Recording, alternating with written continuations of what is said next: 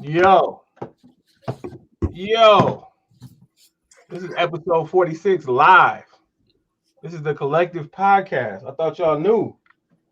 I am AC from LA, or Anthony Carter, or Tony Carter, or Flash, or the legal hustler. To my left and to your right, I got Rodney, Hot Sauce, Saucier Senior, right there. And then below us, we got Trey. 3 was never a number until I came along. Hopson.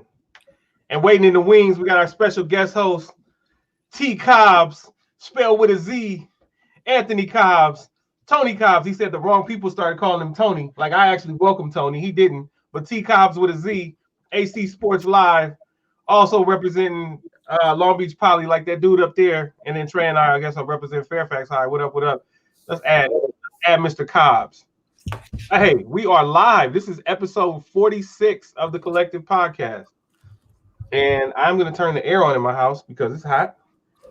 And I'm going to drink a little bit of my grape Zip Fizz because that's what I do. Trey was just eating. I don't know if he still is or not because I'm not looking, but I'm about to eat as soon as Brianna brings my food.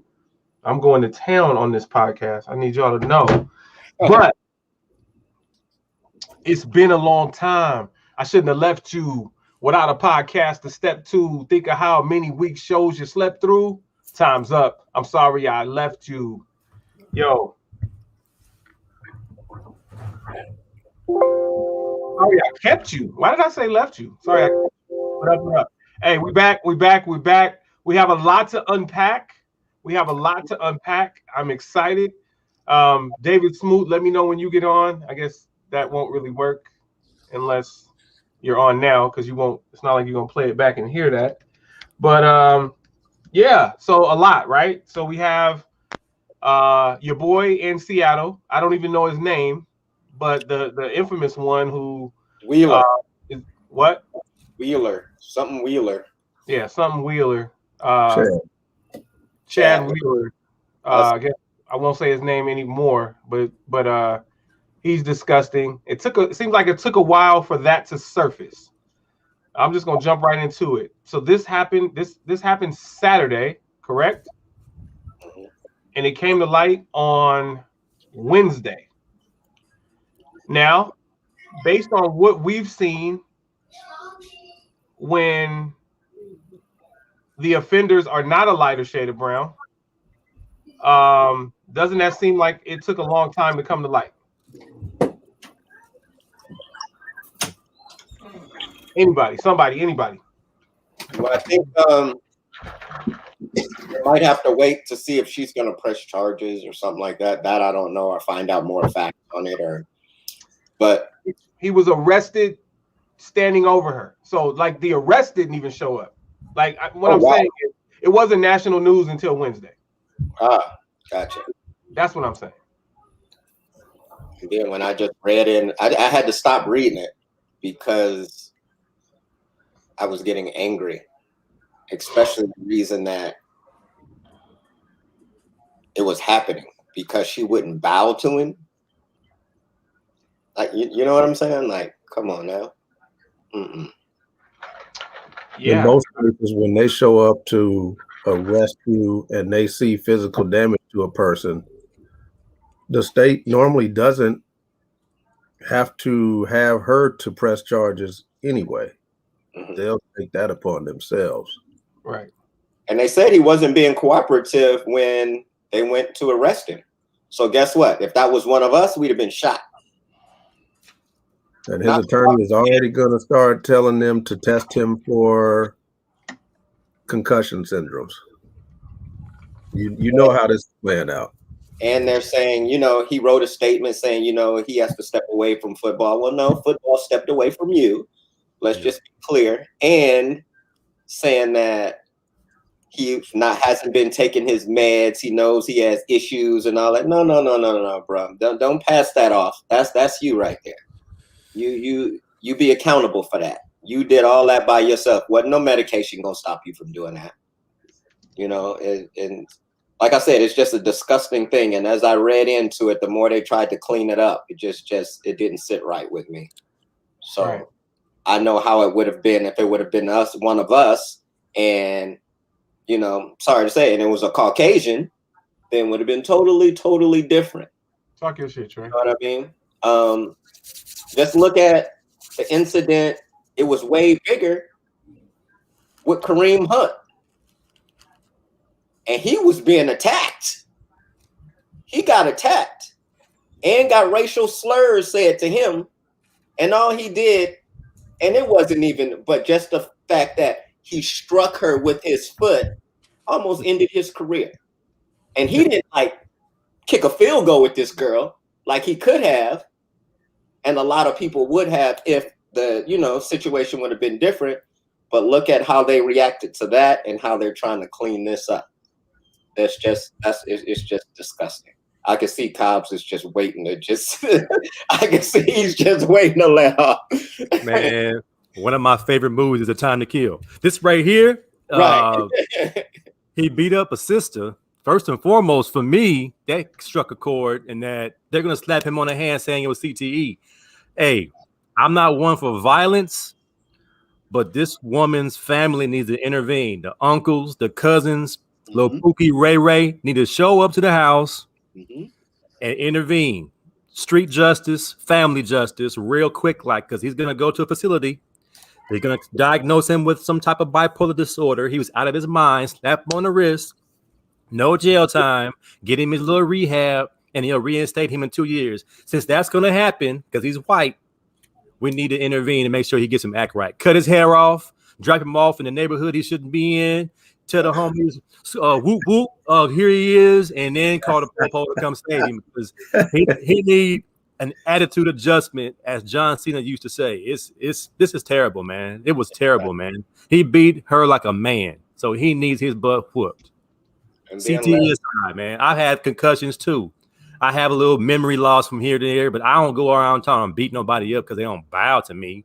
Right. We think this is, man. This ain't CTE right here. This is something else. Yeah. This is hate. This is some type of supremacy complex he has, that he got to tell his black woman to bow down to me or I'm gonna kick you in the face. Yeah. Nah, bro. Marshawn Lynch need to go up there and get this dude. Seattle Seahawks roll up on him. All the old linemen should just beat him down, man. Well, yeah. Street justice. And then everybody say, "Oh, I'm sorry, we jumped you like that. We was off our meds." You know what I'm saying? My meds, my ibuprofen meds didn't kick in. Exactly. Yeah, he need terrible hands laid on him, real tough. Easy, man. That's like, Well, I mean, like I told AC yesterday, Ray Rice still doesn't have a job. And they're married. And they're married. And then they're married for one hit. Oh man, it's crazy, man. And he was an all-pro, right? And still doesn't have a job. And wait, and this dude was trying to kill her, and made the comment. Wait, you still breathing? Yeah. You still breathing? Like he was upset at himself. Right. Yeah, if that had been a brother, he'd have been shot on the spot. On the spot, yeah, absolutely. Yeah. A brother beats up a white girl like that, and says what he says. It's an on-site killing. Yep. Yeah, and they're gonna try to get him help. And you said it right. It's gonna be a story, and they're gonna reinstate him to the league. Second chances. That's all we're all about. Mm-hmm. Damn right, I killed them boys. I hope they rot in hell. Yeah. Exactly. Then you can even get into it. Look what they did to Mike Vick. Dogs. They were dogs. Oh man, done. You know what I mean? They had AI beat up a whole bowling alley by himself. He 165 pounds. Right. Exactly, man. Allen Iverson was in here slapping people. Yeah. Let me see. Yeah, it's crazy, man. I'm waiting to see. I'm waiting to see how this turns out. waiting. And that's why I was really big on people were talking about boycotting the NFL because of Colin Kaepernick. And I asked a long time ago, and still wonder, with not just football, but with politics and with everything else, what is our end game? We have to be united on what we want the final result to be. And I posed that question on Facebook years ago. Are we mad because Colin Kaepernick doesn't have a job? Are we mad because he's not getting a chance? Do we want him to just get a chance? Do we want him to have a job? Or my thing was, we need something in writing where if Black players speak out on an issue, there will never be backlash. And that settles all of that, whether it's for Kaepernick or for anybody else in the future. You know, Kaepernick, he opted out of his contract, so part of it was on him. But it needs to stop for everybody. And so situations like this for me are no different. What do we want the end game to be? We have to be united on it, or it's never going to work. Because different people were on my Facebook page saying they don't respect us and we spend money and they need to respect Black power. Well, everyone doesn't spend money on NFL merchandise. Everyone doesn't buy tickets. You know, they cater to the people who are in those luxury boxes at every stadium. That's why they build stadiums differently now. They don't cater to the people who pay for, well, nowadays it's the $70 seats. Back then it was like the $24 seats, but now it's the $71 cheap seats. And not many of us can get in that club. Not many of us are a Trey Hopson and Britt Hopson to be right. Luxury suite. Right. No. He's saying that because he knows how bitter I am with the Rams. At SoFi Stadium. More wings, more wine. we wings, ma'am. We thirsty, sir? No. Are we satisfied, sir? Like the way the Rams did us, man. I'm that's still sour about it. Hold on, Trey. I didn't think you were actually going to defend it. I don't want to deflect from what Rodney's saying. Go ahead, Rod. Finish, and then pretend like I didn't make a joke. We just have to have an end game on this situation. You know, as with all the rest of them. Sad to say, Rod, I don't think there is anything we can do as fans. I think this is a player thing. Like the players have to say we're not going for it. And I've always said that. I've always been one to say the players control everything. Like you know, AC and I talked about this quite a bit. There were people in the reffing circle, you know, people who assign games saying, oh, if I see any officials kneeling for the flag or what have you, they'll never work again. Not for me. Wow. So, you know, that makes a divide because now you got some officials saying, hey, man, I want to continue working. I ain't kneeling. If you kneel, you might mess it up for all of us because we're on the same game. I mean, like all kind of things can go on. And so we have to decide, you know, we can't do it where everyone has their own agenda about how things should be done. And when the civil rights movement began and they did the bus boycott, it was affecting people across all economic lines as far as Black people. The ones who had nice businesses and the ones who were dirt poor. So they were all unified in what they wanted. We want respect when we get on this bus and not be pushed off if white people are boarding or pushed to the back when we're tired or getting up out of our seats. It was a universal thing. But with today's topic, we're not unified on one thing that we want to see happen. Everybody has an opinion on what they want.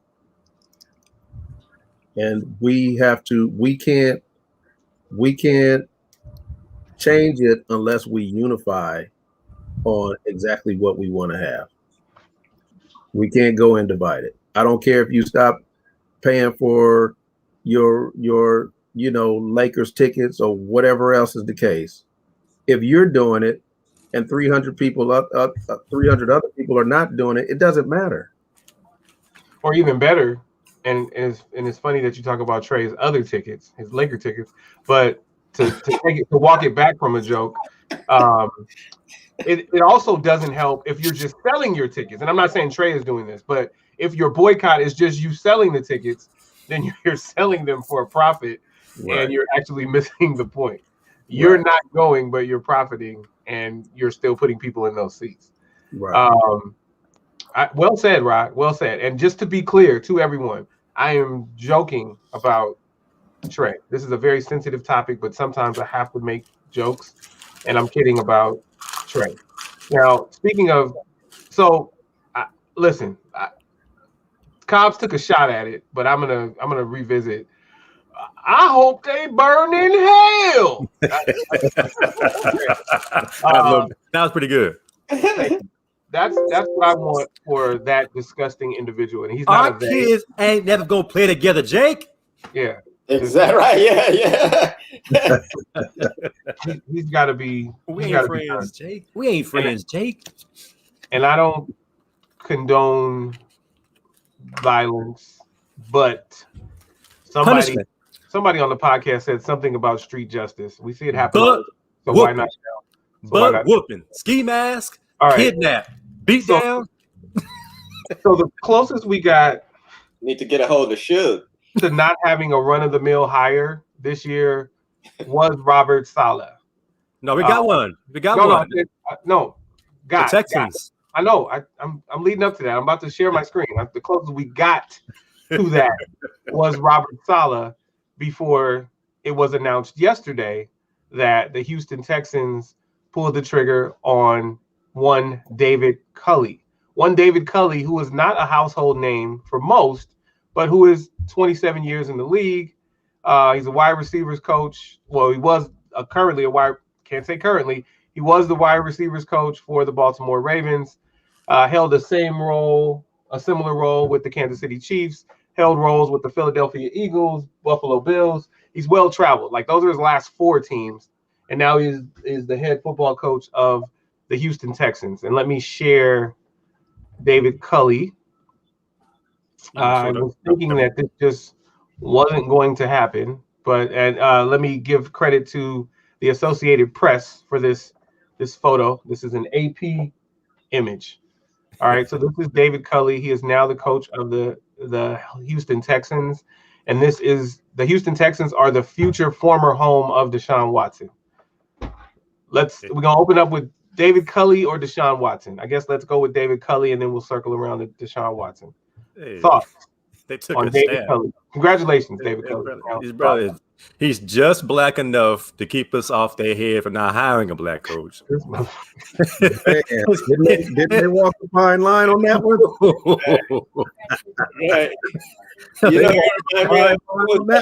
Oh, they got somebody that had like a quarter. He had a quarter. He might even have an eighth. What was Denise's husband on the what was her husband's name? Alvin. Oh man, they got Brian Gumble. I want to hear him talk. I need to hear him talk. I know his hair curl up. If he put some wave grease on it, it'll wave up. Man, this was this was what you call a Hail Mary hire. Yeah. It was the older daughter's husband, though. What's her name? Sandra. Sandra, yeah. Sandra. Yeah, Alvin. Yeah, Alvin was. Oh boy, I hope David Culley's not Alvin, because Alvin was very. So let me just throw this out there. Oh boy, throw it out there. Do the receivers coaches call plays? It was Vanessa, Denise, Sandra. Yeah, Sandra.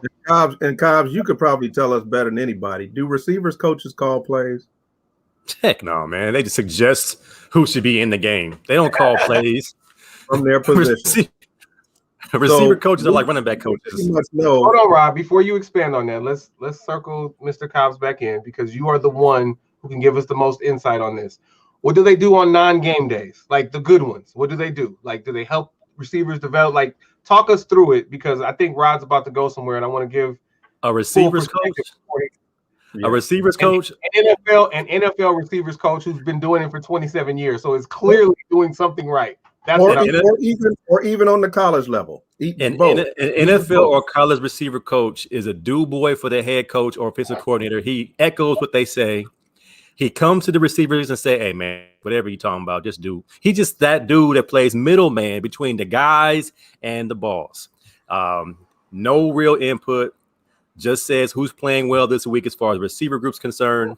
Doesn't even do a big old game plan for the defensive backs they're going to face. Receiver coach is like running back coach. You have a real chill job.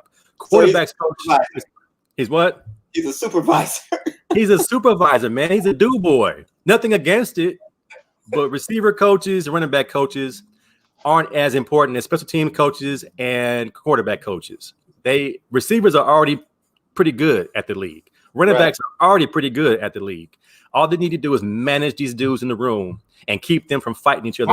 Manage them in the room. So do some do better jobs than others at managing them in the room? There are some good ones, and there are some guys that just do what they need to do to keep their job. They're probably a good friend to the head coach. Wouldn't we say that whomever was doing it in Pittsburgh was probably stellar because we didn't know about anything with Antonio Brown? Right. I think that's Mike Tomlin. Or in Dallas. Okay. That's the PR and Mike Tomlin keeping all that stuff under wraps. Yeah. All right. I don't think any receiver coach get up Antonio Brown. He's a baller, but off the field, that's on a whole nother level, man. So with the Ravens, go ahead and shoot, Rod. With the Ravens, I've always understood that Greg Roman called all the plays. He designed the offense for Baltimore to let Lamar flourish and do what he wanted to do. With that being said, if play calling is the main issue with why Eric Bieniemy is not getting a job, why are these other guys coming from these other positions getting jobs? Head coach, from a tight end coach. So this is what I want to do because I want and that's another thing because Mike Tice, before he got the Minnesota Vikings job, was a tight ends coach. They all can do it too. They hired this guy because they could fire him in 2 years. Okay, so listen. I want to do a deep dive into all of the hires for this season. Because what I don't want to do is wait for the last one and bash David Culley. So I hope he does well, but you know he's going to fail. He's not going to have a team. He has no players. So I'm not doubting that part. But what I'm saying is, listen, because we would have been having this conversation even if he went to the Jets. Like if the Jets were the last job, then that's no team either. Wherever he went, we were going to be talking about this. So what I want us to do, especially Rod and everybody, but especially Rod and Cobbs, is go back and get your notes on all 7 of the hires, and let's talk about them. Let's talk about them next week. We'll do a deep dive into the head coaching hires for 2021, and of course, we'll talk about David Culley. But did any coordinators get hired, or was it all non-coordinators? Well, obviously Robert Saleh, defensive coordinator. So yeah, let's talk about it. Let's talk about Eric Bieniemy versus all of them instead of just David Culley. Let's talk about Eric. Let's talk about Leslie Frazier versus all of them. It's a bashing David Culley. I don't think we're bashing David Culley. I just think it's a microscope, kind of a opening a sardine can on. They never hire a black coach of offensive stature. Like this is the first offensive coach they've hired, and he's a receiver coach. Just to think about it, like all the qualified offensive coordinators that we've had of color, they never get the job. It's always been a defensive guy. We have Leftwich and Bieniemy primed to take over a franchise, but the Texans want somebody that they can control. They want somebody that's not going to say a whole lot, and he's going to be happy to be there. He's going to be over his head. I don't know how good of a leader he is. I'm not sure how the team responds to him, but he's the receiver coach, assistant head coach for the Baltimore Ravens, who don't throw the ball to the receivers very good or very often. They throw the ball to the tight ends. So I think they just hired this guy because it appeases the black community for the part about not hiring a black coach. And they hired a coach that does not require a big payday or a lot of fanfare. So they can either take these 2 years to find a new quarterback, because Deshaun Watson is gone. He's not staying. So they're not going to have much of a team next year. So whatever happens, and he'll be the do boy, the cut boy, the whipping boy the whole time. And then when they finally do get a quarterback, then they'll probably give Bieniemy or somebody a shot. But this is 2 years down the road. The Texans are going to stink for the next 2 years. And it's not against Culley. I just think Culley just happens to be in a bad spot. No matter where he would have gone, it was going to be a bad spot because you have two very prominent, young, hot coaches that players are raving about. Head coaches are raving about. Leftwich and Bieniemy should have been the ones that got this job. Not saying this guy's not qualified. He had 25 years in the business or whatever. He's just not next up. And he got the position because he was very convenient. So I hope he does well, but I know it's not going to be that nice up there. Well, this season. So yeah, but to that end, I want. Okay, thanks, Dietrich. So Atlanta and New York were the ones that hired coordinators. But what I'm arguing is that David Culley wasn't the only one that wasn't next up. I would argue that Robert Saleh was the only one that was next up out of all of these hires. Urban Meyer was next up.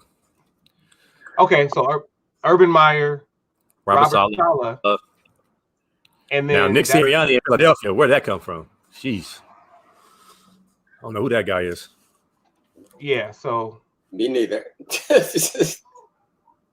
Oh yeah, he was. Yeah, the Rams offensive coordinator. Okay, so Indy's backup offensive coordinator. No, I'm talking about Stokely. I'm looking at Dietrich's yeah comment. Yeah. So yeah, just not black offensive coordinators, which is Ben Rodney and Anthony Cobb's point. Damn, all the black coaches came from the defensive side of the ball. What was Marvin Lewis? Was he offense? Defense too, huh? Damn, we know Tony Dungy, we know Herm Edwards. Defense. My good, Lovie Smith. My goodness.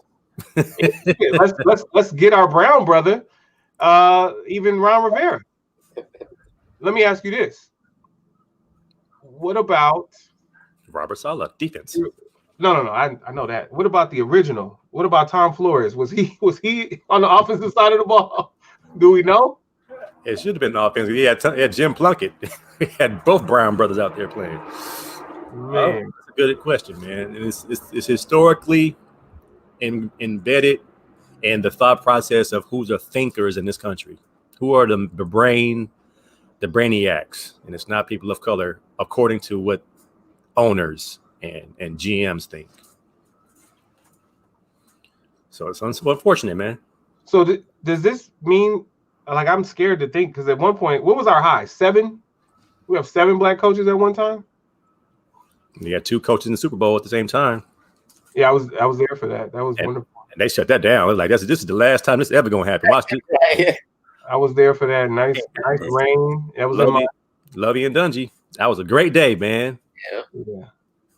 Hey, speaking of Super Bowl, why you guys think, I saw something on the news, a lot of the big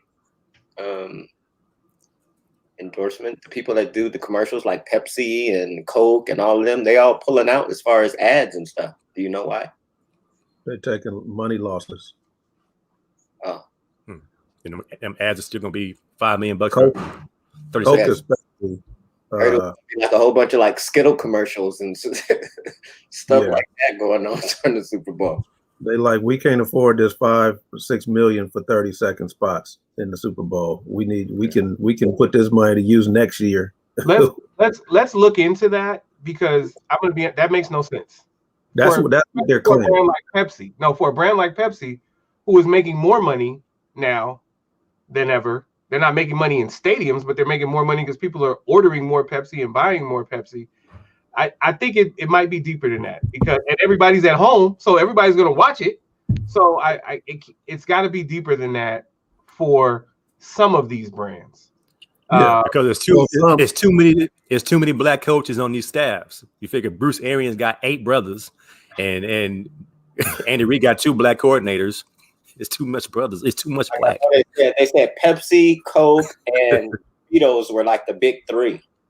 Well, Coke said they were losing a lot of money from contracts, and then there were some others who said that they weren't putting the money in commercials, but they were going to take that money and donate it to healthcare workers and people who were losing a lot during the pandemic. I don't know how true that is, but that's the reasoning behind it. So I a brand like Coke to say they're losing. Like, come on, if you're losing, well, losing to them is, you got to understand, even like with gas, losing to them is not making the number that you have as a goal that you're used to. So if they normally bring in 2 billion and now they're bringing in 1.2, they taking a big loss as far as their profits. Not necessarily the business is going under, but their profit goal is being hit. Well, no, that's fair. And so with Coca-Cola in particular, which is, Coke's disgusting, but with Coca-Cola in particular, what Trey said specific, or somebody, Trey or Rod specifically said contracts. Well, they outfit damn near everyone with Gatorade, right? That's Coca-Cola, Gatorade. And if people are not buying Gatorade in the stands and they're not getting their ROI on the Gatorade that they're giving the teams and the towels and all of that, because the teams don't necessarily have the money because they don't have fans in the stands, I can see that. I can see losses there, even losses, not just not hitting your number, but actual losses, because you're expecting, whatever the number is, $1 billion to come from all of the teams that you're dealing with. You just never know. But what I would like for you to do, Rod, is come back to us. If you can't find it right now, come back to us next week with which entities are setting aside funds to donate to frontline workers and all of that, like what you just brought up. I also don't think that, unless they're giving it all to the frontline workers, that might be a play on words, because I don't think you have to do one or the other. So I want to know what's behind. I want to know what's behind all of this. So let's dig a little deeper. All right. Sound good. What's up, Jimmy Mack? Just got out of school. Okay. Dietrich says they're putting money into vaccine awareness. I'm down with that. For those of you who have chosen to get the vaccine, I hope you did your research. For those of you who have chosen not to, I hope you have done your research. And my buddy, I only know one person who's gotten both doses. My buddy got his second dose on Tuesday. So he's excited. I still have another 18 days before I go back for my second dose. Yeah, so that's an interesting one, Dietrich, because playing devil's advocate and coming from the advertising world, people, like, you still need to get your brand out there, because people still need to, it depends on what kind of brand you are, but people still need to consume products at home, from home. I'm not saying don't do vaccine awareness, definitely do that, but it can always be in addition to, or if you really do, as long as you're putting all the funds that you're pulling back into this good cause, then I'm with you. Otherwise, I think you're just BSing. And I don't mean you, Dietrich, I mean the brands. All right, so Dietrich has looked up and said that Budweiser is one that is actually donating to vaccine awareness. All right, cool. That's another one pulled out. Yeah, that was another big one. Okay. Not doing it. So one of the things that I was talking to someone about recently, I don't know if it was Brianna, just because I know we touched on it briefly, but I don't know if the extensive conversation happened with her. But we were talking about supply and demand. It might have actually been Rod where we talked extensively, but supply and demand, right? So if your supply is high, no, it wasn't. Actually, it was Derek. My bad. So if your supply is high and the demand is low, then your price has to drop, right? or you just hold whatever your inventory is. But if the demand is high and your inventory is low, then you can basically write your ticket. You can charge what you want. So if this is legit, and if there are not willing takers at the price point that CBS has been able to command in the past, because we know that CBS has the Super Bowl this year, then they might have to take less from, what did Trey say, Skittles? But they're definitely going to try to get the whatever it is, the $5 million for the 30-second spot that they've been getting just from non-traditional partners. Geico, Zoom. Geico and them going to take them spots. Geico, Progressive, who else got a crazy State Farm? All these insurance companies hitting us over the head for insurance that we're not using. They got money, so that's what we're going to see a bunch of Chris Paul commercials. Right. Yeah. Can't wait. And the new Jake from State Farm. By the way, I saw the new. He looks just like you, by the way, AC. I saw him in another commercial, like a non-State Farm commercial. And I was like, all right, he's out there, man. That's your younger self. He's out Hi, I'm Anthony Carter from State Farm. All right, so check it. Let's circle back to Deshaun Watson. So shout out to David Culley. Good luck. We hope it works for you. We hope that you last as long as Mike Tomlin. Let's talk about the future former greatest Texan of all time, Deshaun Watson. No, I didn't say that right, because he'll always be the greatest Texan of all time. The future former Houston Texan, Deshaun Watson. Let's talk about it. He won't be the greatest now because of the way he's leaving. They're gonna hold that against him. So they're gonna continue to say J.J. Watt and Andre Johnson as the best Texans of all time. But I think he ends up somewhere, and it'll be similar to every other divorce in the NFL. They're gonna badmouth him that he was a diva and whatever they want to say bad about him. But he's been nothing but a model citizen in the city of Houston. Yeah. So unfortunately, it's gonna have to end this way, and they're gonna be able to write whatever they want to write about him.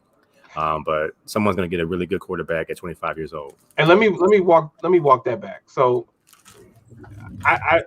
Jimmy, that's an interesting take. Let me walk that back. So, I'm not mad at Andre Johnson, J.J. Watt, and Deshaun Watson, but you imagine they're never letting J.J. Watt leave, and we know that Andre Johnson from the U retired there, and he's pissed off at them, right? He is pissed off at them. But you are so right, Anthony Cobbs, and I think that's consistency from you. You're right a lot. They are going to paint this dude as a really bad guy, and he's just been sitting there chilling. He's been blindsided a million times. None bigger than DeAndre Hopkins being invited to leave. Like, how did you just find out on Twitter that DeAndre Hopkins is gone? That was the worst. How you find out on Twitter? That was the worst. So will things change with the new regime? I actually don't care. I hope it does. I hope things change so that David Culley can stay. But it's unfortunate that he doesn't get Deshaun, that he's likely not going to have Deshaun Watson. And did you see that Cleveland is looking at Deshaun Watson? What's up with you? I heard talk radio saying that, hey, man. The Cleveland quarterback really came into his own this year and is playing great ball. And I'm like, what games are they looking at? He's a number one overall pick. He's not supposed to just be a manager. Deshaun Watson's an upgrade. You're taking shots at David Culley again, calling him. No, not David Culley. I'm talking about the quarterback for Cleveland. I know, but you called him a manager, and he is a manager, and that's what you call. He's the number one overall pick, and he's being asked to just manage the game. Well, because he's better than Johnny Manziel, so that was the bar. Right. That was the bar in Cleveland. That's a low bar. That's a limbo bar. That's ridiculous. I just want them to go to a team, man, and be happy. And every time they play Houston, smash them. Yep. Smash them. I'd love to see him stay in the AFC. Jimmy Mack got a good idea. Watson to Philadelphia for Wentz. We got Watson and Hurts. That'd be a problem. That'd be a problem. I don't know why y'all want to keep cursing at me. So we're not talking about Philly yet. But we're gonna get to Philly. Yeah, that's not going to happen. He's not going to Philly, and Wentz is not going to Houston. Sorry. Where is Wentz going to go? They need a quarterback back, and you guys say that Wentz is a nobody, so that's not happening. I know Houston makes bad choices, but they're not going to do that. They're going to have to get somebody back. They can have Wentz and Herbst. I think Wentz needs a change of scenery. He rubbed some folks the wrong way in that locker room. I think he would do better going to a different team where he could get a do-over and learn from his mistakes. Let me be the first to say I don't want him. So don't bring him to San Fran. Will have a do. I think Watson might end up in San Francisco, though. Truthfully, I do think he might end up down there. That's a good chance. I'm not mad at that. Good chance. Really quickly, Anthony Cobbs repick the draft. I can't remember what year it was, but repick the Aaron Rodgers draft. Who's the number 1 overall quarterback? Aaron Rodgers draft? Who was that? Yeah. Tim Couch? Who was in that draft? Alex Smith. Alex Smith, Aaron. I mean, Alex Smith. I mean, college. It's hard to fault them for taking Alex Smith that year. He was a baller. Aaron Rodgers got a bad rap for his doing being a little bit snarky, a little bit quick, sarcastic. But of course, Aaron Rodgers has been nothing but a professional marksman with his arm since his starting days. He had a little yips this weekend. But I still take Aaron Rodgers over Alex Smith any day of the week. Yeah. So you remember when they were coming out? Oh, go. I'm sorry. As a 49er fan, as a 49er fan, I don't like to question the moves, and I just really appreciate everything that Alex Smith brought to the table. And we just didn't have a lot of pieces around Alex Smith. Around that time, and I feel like it would have been the same with Aaron Rodgers. I feel like Alex Smith could have won that Super Bowl in Green Bay, but I'm not mad at anyone who would take Rodgers over Smith. Like Rodgers would be the home guy, But I knew you guys. I know that the consensus is that clearly Rodgers had a better career, but I'm not mad at the draft order, and I kind of appreciate the fact that Rodgers was able to get back at those who let him drop. So it's so hard to draft. It's so hard to draft, man. I mean, you know how hard it is to draft somebody, and you think they're going to be the next best thing. I think we were having a debate the other day about Kobe Bryant's draft. How important it is for you to be an evaluator of talent and character and promise, and not being able to see the future, like Jerry West seeing Kobe Bryant. And somebody's like, how you not take Kobe Bryant top 5 out of high school? You know how hard it is to predict a high schooler to be mature in the next 5-6 years? It's so hard. I don't envy those guys at all. I mean, I would love to have that job, but I know it would be something that every year you're taking a shot on somebody you have no clue whether or not they're going to pan out to the potential they have. So it's tough, man. It's a tough job. So do you feel like Charlotte made a mistake with drafting Kobe Bryant? And trading him? I mean, shoot, would he have been who he is? Did Charlotte make a mistake? They don't know. We don't know. In the wrong situation, we don't know, man. We don't know. Well, if you think back, remember at the time, all they were missing was a center. And that's why Vlade Divac ended up going there, because the Lakers got Shaq as a free agent and Kobe in the same summer. Charlotte had who? Kendall Gill? They had Kendall Gill and Glenn Rice. Yeah, so they didn't need Kobe. So they didn't need Kobe. But and Kendall Gill was an established veteran. I mean, Kendall Gill was doing his thing. Mm-hmm. And it was hard to imagine that Kobe was going to be Kobe. Now, when I first saw Kobe play his first game at the Pyramid in the Summer League, I looked at him right away and said, this dude's going to be a star, hands down. At 17, his first time at the Pyramid in the Summer League. And I don't understand why GMs didn't see that about him. I mean, like, The dude was averaging 14, 15 free throws a game in the summer league. They could not guard this dude at all. And it was weird because when you go to YouTube and look at highlights of or watch games of his, like his state playoff, you saw a very passive Kobe who was constantly trying to pass the ball away to not feel like he was doing too much. Mm-hmm. And the competition level that you could see going against him sucked. I mean, it wasn't. So it was kind of like, well, is this guy just doing this against inferior competition? Because we've seen that before. Yeah. And how that's panned out. But then when you see the moves he makes and what he can do with the ball, next level. His footwork, I mean, like that's footwork for a running back is like irreplaceable. If you got a running back that's patient with footwork, you got to take him. I didn't understand why Adrian Peterson didn't go number one when he was those first 2 years in Oklahoma were probably two of the best years of anybody's college career in history.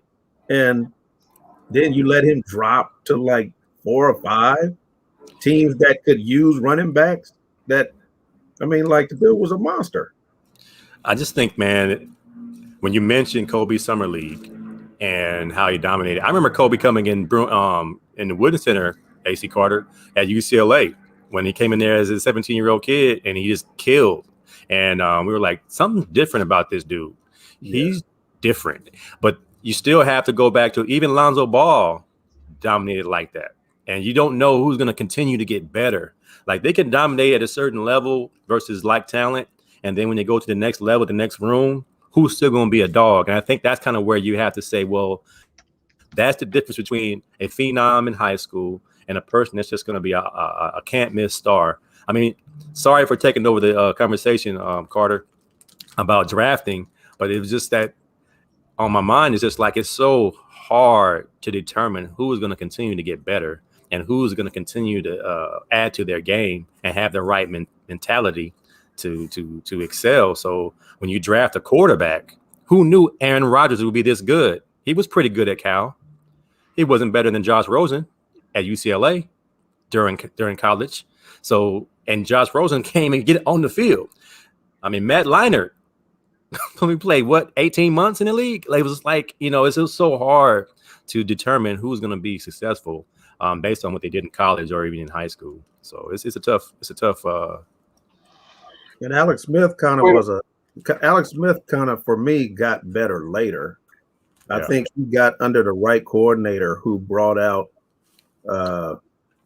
what he could possibly do, because when he first got chosen number one, all they kept talking about, like we hear from time to time, is his upside and his poise, and he could run. And you remember Utah had that gimmicky offense where he did a lot of running more so than passing. Yeah. So I'm like, why are they taking this scrambler? I mean, like no one drafts scramblers in number one overall. That just doesn't happen. He's Fran Tarkington. He's Fran Tarkington. And that's normally not what you draft number one. You remember when Aaron Rodgers was supposed to be selected, all they talked about was his ball placement after he took the ball from center, where he had the ball up here, and they didn't like that. Oh, that has to change. And well, can the guy get the ball to the right places? For me, when I'm looking at players, I like to see their awareness level. What are they thinking about? Why do they make the decisions? And we'll probably get to the NBA, but looking at the players last night with the Philly Lakers game, I'm like, this awareness level is terrible. You are all over the place. All right, let's reel it back in. The Sixers. Philly Lakers from Alex Smith and Aaron Rodgers. Let's be clear. $2 bet. I won. Alex Smith might as well have been on the Raiders during those early years. Like there was no pieces. I don't care what you say, Jim. I'm talking about in the beginning. He had 3 head coaches. Like before he made the playoffs, he had 3 head coaches, 7 different offensive coordinators. Like, how do you get adjusted to a system. Right. Aaron Rodgers has stability in Green Bay. Stability. Listen, I'm good with Aaron Rodgers being better than Alex Smith. He showed it on the field. He's got a better career. I'm just saying I'm fine with the draft. That's all I'm saying. I'm fine with the draft. Going back to this really quickly, because somehow we're bouncing around.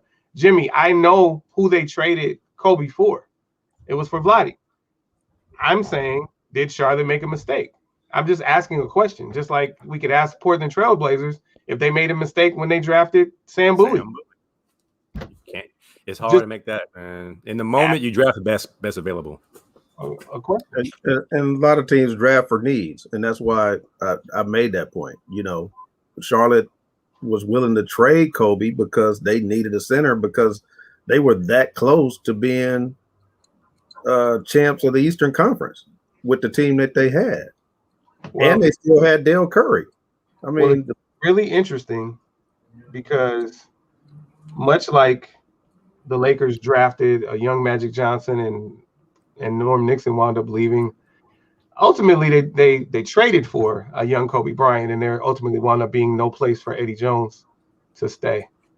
Right. But you have to have foresight, right? Because Norm Nixon was the point guard. Magic Johnson came in and became the point guard. So is this piece going to fit in the long term? You hope it will. You don't always know. Shout out to Norm Nixon. He'll always be a Laker. But you had to draft Magic. Oh man, I love Eddie Jones, but you had to bring Kobe in. Didn't Magic Johnson and Norm play together? Like they played? Yeah. Double 2 points. Yeah. I mean, there was a lot of if my guy Straw. I don't know if Straw's watching right now, but Straw's a Patrick Pratt. He's a long-term sub with the Compton Unified School District. He doesn't really care for Magic because he was such a Norm Nixon fan and feels that Magic was solely responsible for Norm Nixon being gone. Like it wasn't a management decision, it was a Magic decision. So he's had a beef with Magic since 1982. No, I got a beef with Magic Johnson. I got a beef with Magic Johnson. Yeah, he kicked us out the gym at one time in Poly Pavilion. We were playing pickup. Magic Johnson comes in there and says, "This is cute. This is cute." Right? He said, "This is cute. This is cute, guys. But I got the gym. I'm gonna need y'all to get out of here. I'm gonna need y'all to leave." I'm like, "Are you serious right now, Magic Johnson?" And then he cheated at the sports club. Oh man, he called foul every time. Like, forget this dude, man.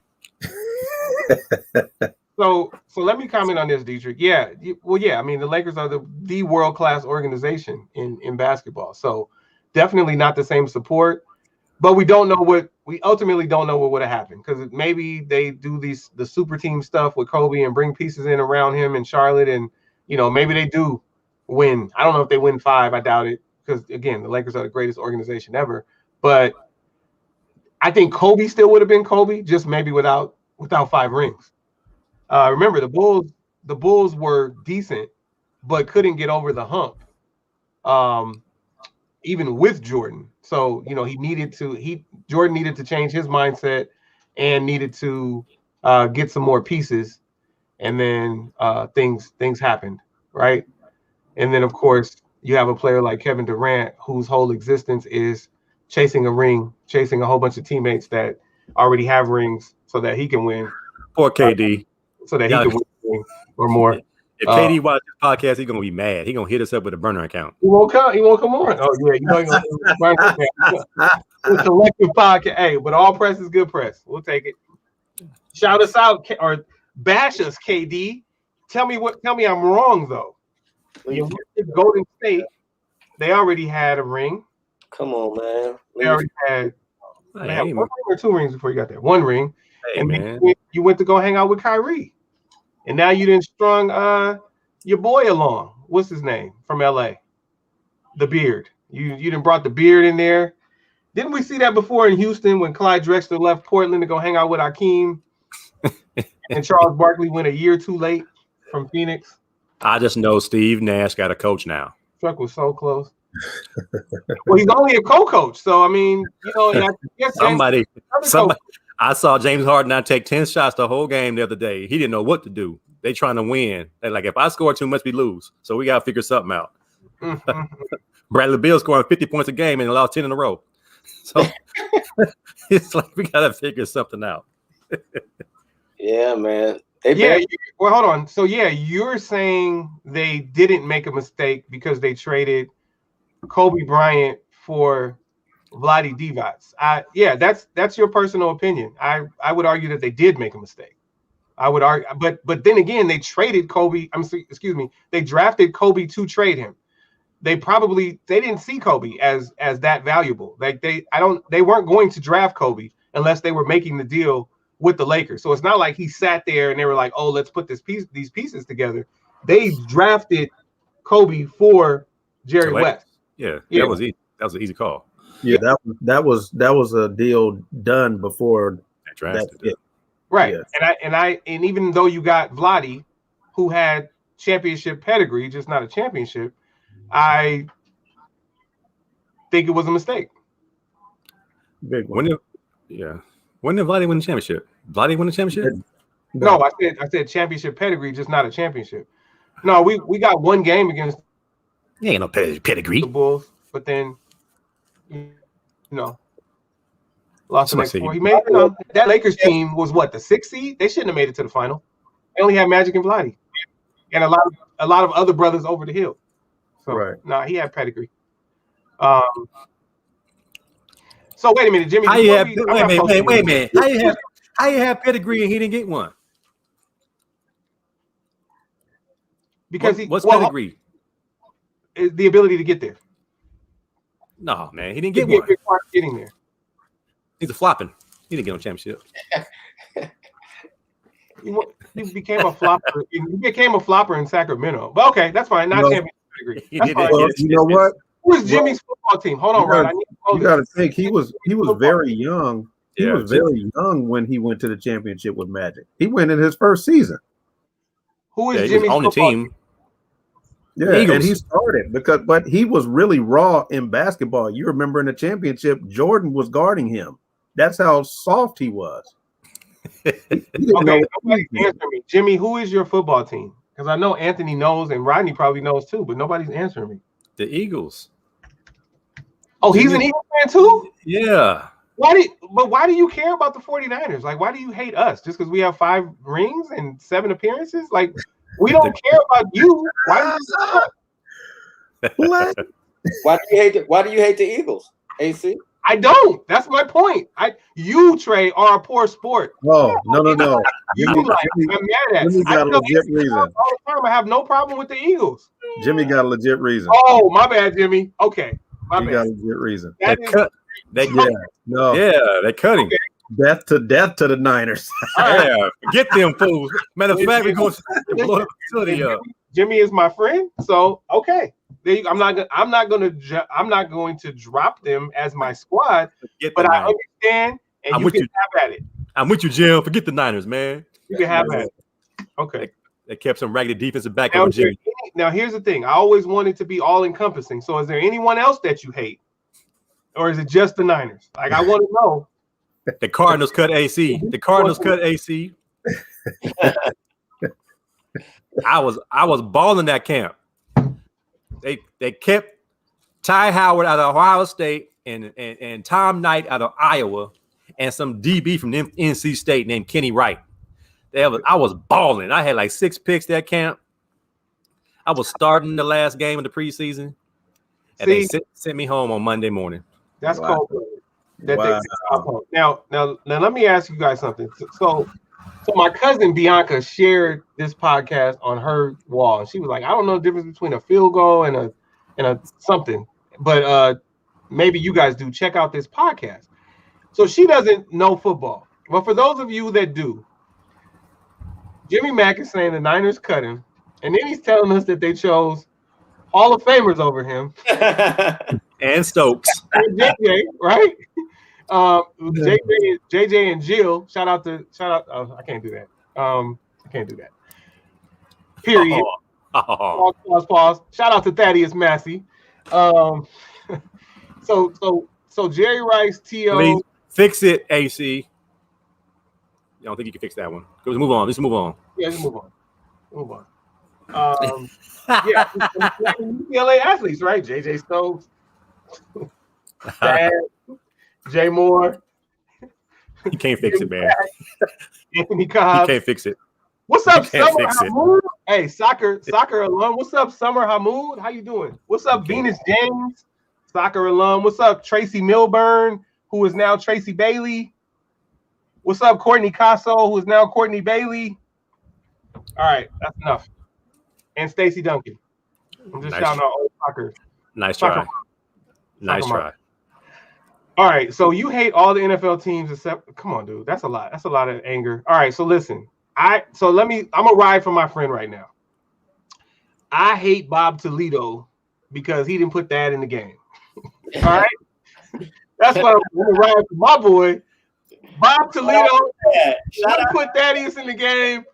Shame on you.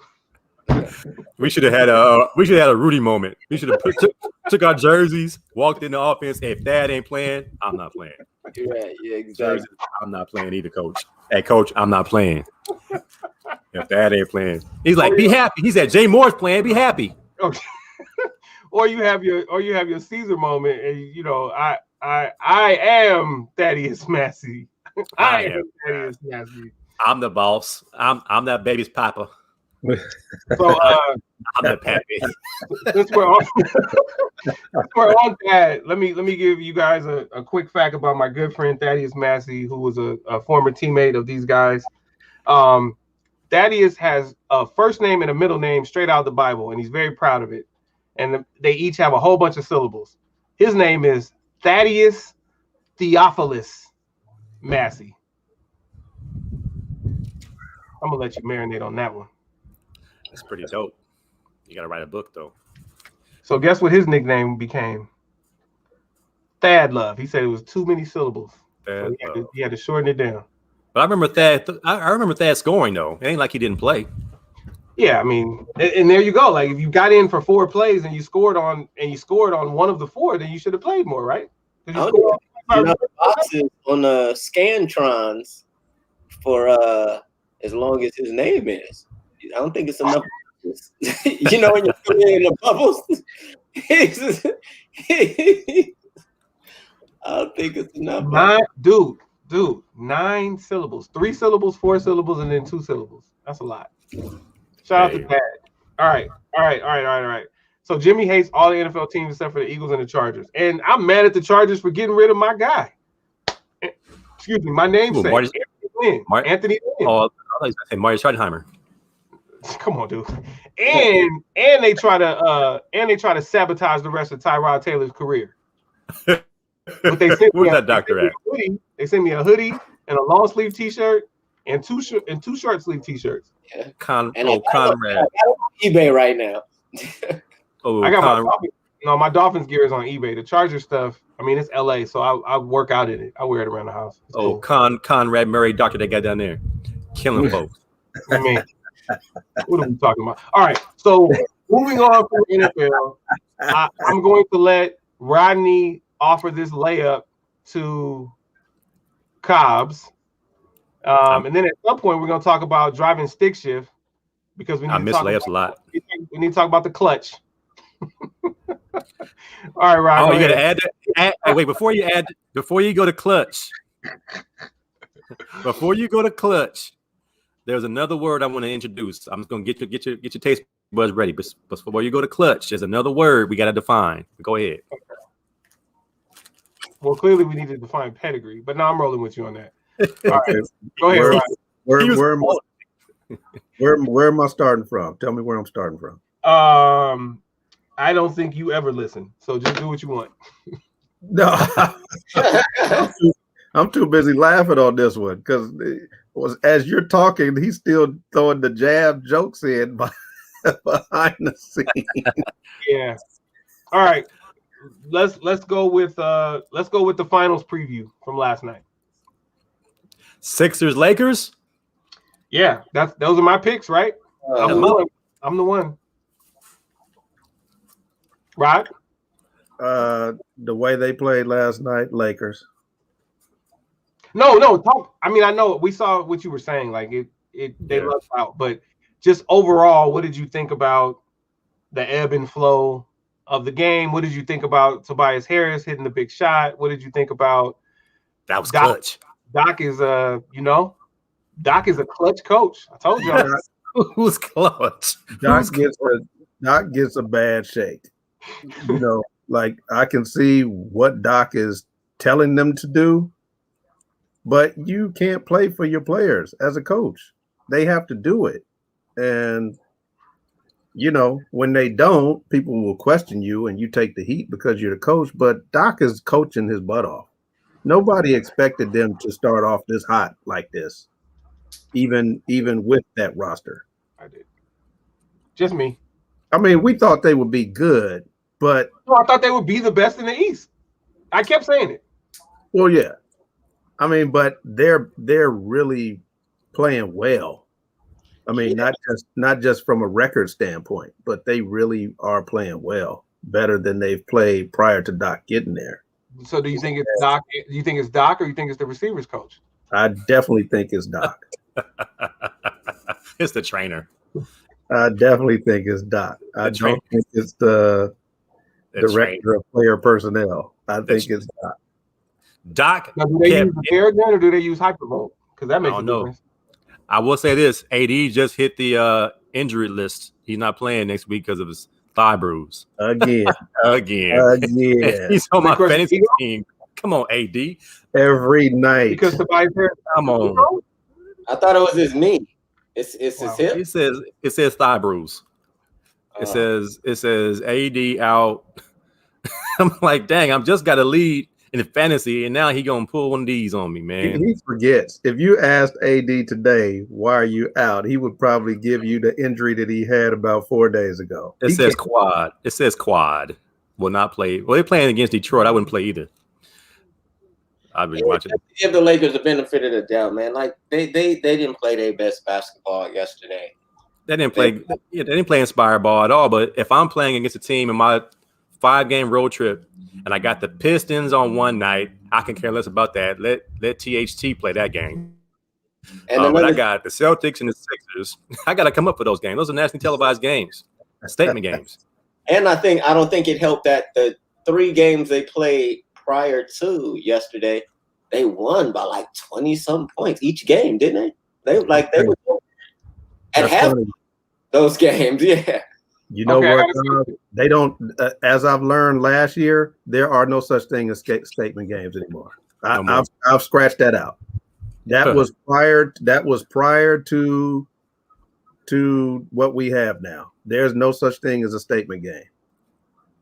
Like I think the Lakers are ready to the point where they're like, you know what, we just got to be healthy for the playoffs. So, all right, but let me ask you this, because I think I'm the only one that really cares about power rankings. I do. And the Lakers have been number 1 the entire season. So here's my question.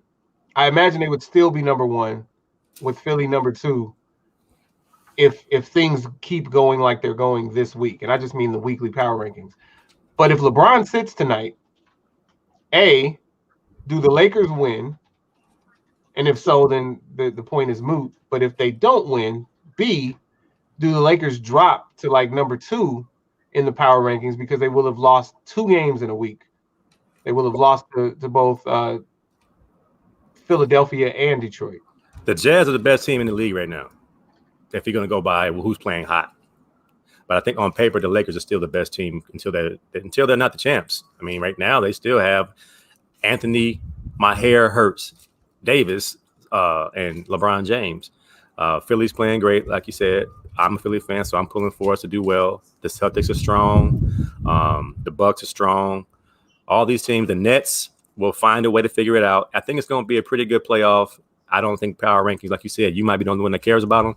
I just know week to week it's going to change. And roster-wise, they're loading up. So I think LeBron's is resting up. And AD is going to have to heal up if they're going to repeat. It's just hard, man, for basketball. Like Rodney said, who gets up? That's the difference between Kobe and Magic Johnson and these new guys. All these games are statement games. Every night, I took that personally. every night take it personally and get in somebody's grill. Last night, LeBron could care less and AD could care less. I saw AD acting like it was bothering him that he had to go do stuff. I'm like, get the rebound, bro. Why you look like it was like laboring to get a rebound? Like a chore? Well, Rodney, yeah. Let me ask you this. I think if they lose again and lose 2 in 1 week, they drop a couple places, not much. So let me ask you this. Can you guys already said no statement games, but can Blake Griffin have a statement game tonight? No. With LeBron. Wait, let me get it out. If LeBron doesn't play. I don't know what it is. I've seen like 3 or 4 Detroit Pistons games. I don't know, flipping through the channels. Blake Griffin looks so bad out there on the court. No. I can't even believe that that's the same Blake Griffin. Yo, he looks so old out there on the court. He looked like me. Well, it says that he hasn't dunked even once this year. I don't know that really matters, but that yeah. He stays at the 3-point line and sets picks and makes passes. Oh, is he a descendant of Antoine Walker? No, Antoine Walker could ball. I'm just talking about the threes. I'm talking about the big shooting the threes. Oh, I'm talking twinkle toes, and he didn't. Whatever you say about it, he didn't like the paint at all. But check this out. If you haven't seen Blake play this season yet, watch him tonight. Please watch him tonight. I haven't seen Blake. I've since his rookie season. I don't care about Blake Griffin. A Clipper or a Piston or a Sixer, whatever he is. Yeah. All right. Shout out to my boy Marcus Wilson. I've told Marcus for years that Blake Griffin had no game, and he didn't want to hear it. He could dunk, though. The number 1 overall pick, Blake Griffin. And Blake Griffin was terrible then and terrible now. As soon as that's it. CP3 left that team, it was over for him. Who has a better career? Blake Griffin, Zion Williamson. Zion. They're basically the same player, but and that goes back to saying what Kobe played against. I think Jimmy said it earlier. Kobe's high school career was kind of hard to judge because he played against little kids. Same thing with Zion. Just dunking on little white boys all the time wasn't really impressive to me, but he did the same thing when he was at the All-American game. Did the same thing at Duke. So sometimes guys do transcend the talent they're playing against, and it's hard to call. I think Zion will be better than Blake Griffin because he's hungrier. And he's stronger off the dribble. Yeah. If he can get you off the dribble and scrape, he'll go to the dribble to the hole and get there. Yeah. His first step is a guard like. If he doesn't lose some of that weight, he won't get a chance to do any of that. He's got to lose some weight. He'll be fine. Too big. He's working into his own. He'll be fine. What's the height differential? Zion 6'7", Blake 6'9". Okay. Yeah, Blake is about 6'9", 6'10". Zion got the strongest knees in the world, though. Yeah, because he lands hard, boy. He do is hard. Like, can you do anything gracefully? Like, No. Yeah, I ain't never seen nobody. He got big ankles, like everything. That boy is too. He's strong. He's strong with a K. Strong. Strong. Yeah, he's strong. Oh man. All right. Anything else on the NBA? Oh yeah. Yeah. You had something to say. You had something to say about Steph changing the culture. Yeah. You said don't blame Steph, blame Antoine Walker. I was just saying people have blown Steph Curry's style to be the new way of playing, in that if you can shoot a 3, why not? Why shoot a 2? It's less points. Not to say it's Steph's fault, but Steph being the 2-time MVP and one of the faces of the NBA, I said blame Steph in jest. You can't blame Steph for big man shooting threes, but that's Rick Pitino saying you shoot a long 2, come sit down with me because you just did a high percentage shot, a bad shot. If you're gonna shoot a long 2, shoot the 3. It's the new culture, and Rodney hates it. Rodney hates that Joel Embiid can shoot the 3, and sometimes he does not abuse as a defender.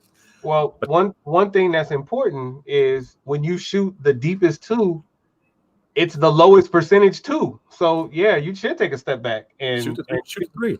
Shoot the three, because if the percentage is essentially the same, but you can get 50% more points out of it if you're successful, then yeah. But I know you were saying it in jest. I'm just always going to respond when you bring Steph All up. right. And then Clutch. especially Rodney co-signs it. Clutch jumped right on it. So clutch. All right. What's the difference between clutch shots and clutch players?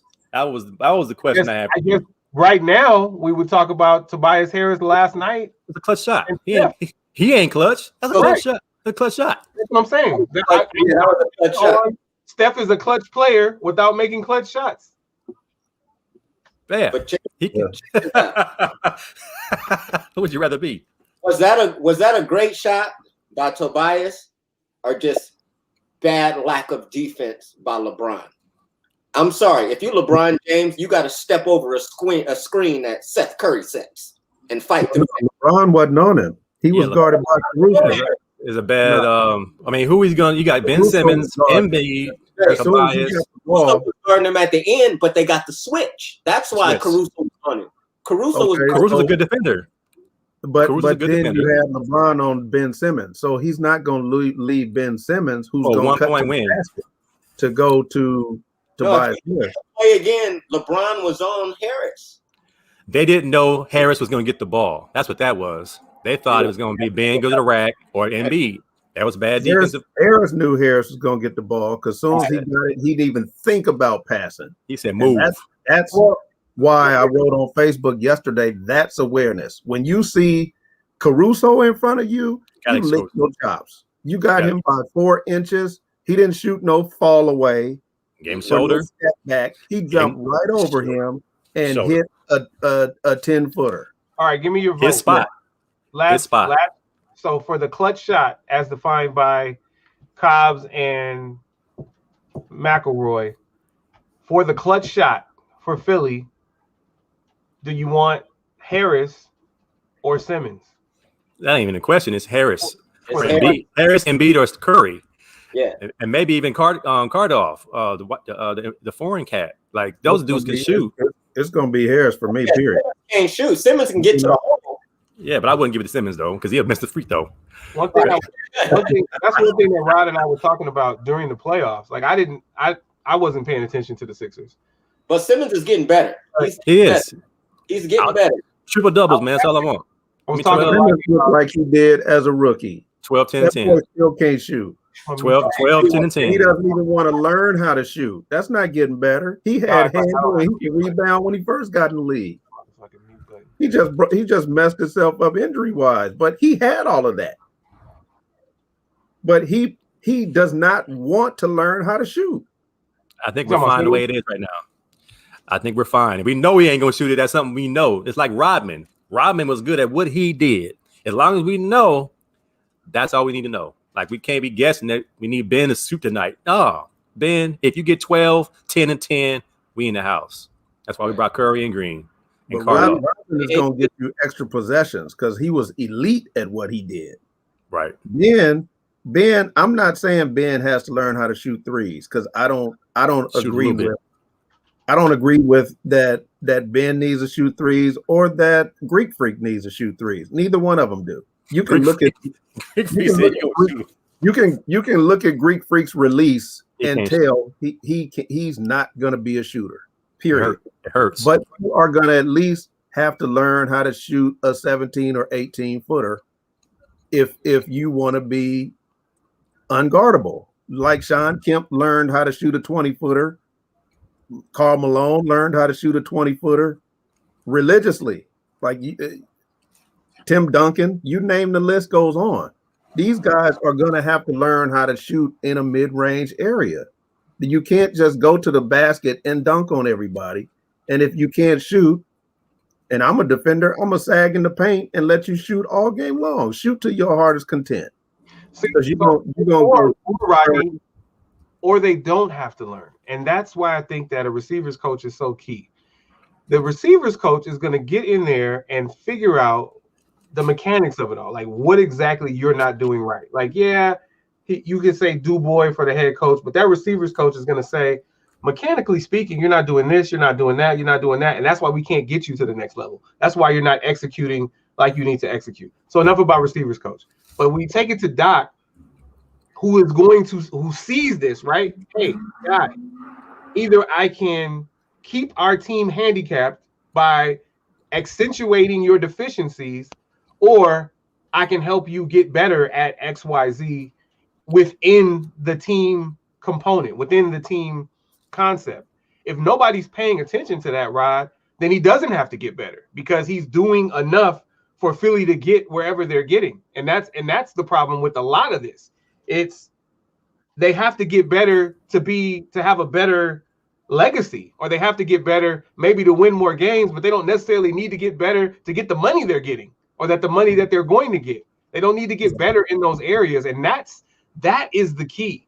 Right. The competitive edge is not there like it was when we were all coming up. Like, it's just, hey, how do I get that max contract? And it's definitely like that, not like that for everybody, but for a lot of people, it is. So I argue he doesn't need to get better unless, you know what I'm saying? Like, yeah, for him to achieve the things that you think he can, he needs to get better. But other than that, shit, he can just lock in.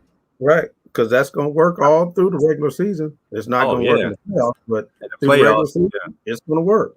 I mean, you figure the Dallas Mavericks won with Matrix out there. Just slash, dunk, play good defense. And he wasn't the ball handler. He had Jason Kidd. So I think what Doc Rivers is finding out when he first got there, he said, I will hope that I can help Ben see that he has the green light to shoot the ball, especially during the regular season, to get some kind of groove. It still ain't there. He looks lost. But he does have moments where he attacks the rack. And if teams let him get to the rack, he's going to get to the bucket and dunk it. He's 6'10". However, he still looks lost when it comes to shooting that jumper. I wouldn't have him shoot it. It's probably going to mess up his confidence. So what Philadelphia has around him is like 5 shooters. So now he doesn't have to shoot the ball. He just has to run full speed and everything else. So I think it's a formula that you put together saying, hey, I just need you to score 10, 10, and 10. Right. Give me 10, 10, and 10, and we win championship. And that means more shots for Harris, more shots for Embiid, more shots for Curry. Give me about 3 or 4 shots for Green, and about 5 shots for the foreign cat. I'm going to find his name. I feel bad not knowing his name. But, we got players. I think it's fine for now. If they don't win a championship, it's going to come back to Ben Simmons needs to shoot the ball. It might be more than that. Yeah. One thing that I give Doc major props for that hasn't happened previously since Doc became coach, he got Embiid in shape. Embiid didn't look tired during the fourth quarter. And normally he's gassed by halftime. He still looks fat, though. He and my son said the same thing. Man, he's shaped funny. He got an uncomfortable body. He felt uncomfortable in that flagrant foul. If his booty wasn't so big, he wouldn't have felt like that. Yeah. So LeBron pushed Embiid with 2 hands on a shot, and his legs weren't underneath him, so it looked really bad. Oh, that's the one where he should have been ejected. Wouldn't come crashing into him. It should have been ejected, but it looked somebody about Cork Moss. Like he embellished a whole lot of that. Thank you, Matt. LeBron didn't shove him hard. No, he just had his hands on him. But Embiid just fell out like he got hit by a big rig. And I'm like, man, get your ass up. Okay, so hold on. Let me ask Rodney as an official. So, Cobbs, you hold off on this. So you're saying he was an airborne shooter that got pushed in the back? No, he didn't get pushed in the back. He got pushed in the front. Oh, he got pushed in the front. And somebody was behind him. Somebody was behind him, so his legs got cut underneath because LeBron pushed him up top, and his legs got pushed, so he fell flat on his back. Yeah. Now, I did Rodney, agree do with you even have a flagrant on that? Yeah, because he didn't play. He didn't make a basketball play. He pushed and I did like the flagrant 2. I did like the flagrant 2 that they called last night on Davis against Kelly Oubre. I did like that call. The announcers were like, no, that shouldn't be a flagrant 2. One of them said, well, I won't be surprised if it is. Mark Jackson was kind of uncommittal on it. But what they missed and what announcers often miss is what led up to that. Kelly Oubre had just scored and looked around another defender and yelled in Davis's face. And the very next play, Oubre gets a steal, goes for a breakaway dunk, and Davis makes a play on the ball, but slaps him across the face. But when you add those two things together, it's like, well, he could be retaliating because the guy just said something to him. So I definitely support the flagrant 2 on that. But Embiid got on the post-game conference talking about LeBron should have been ejected and, people shouldn't play like that.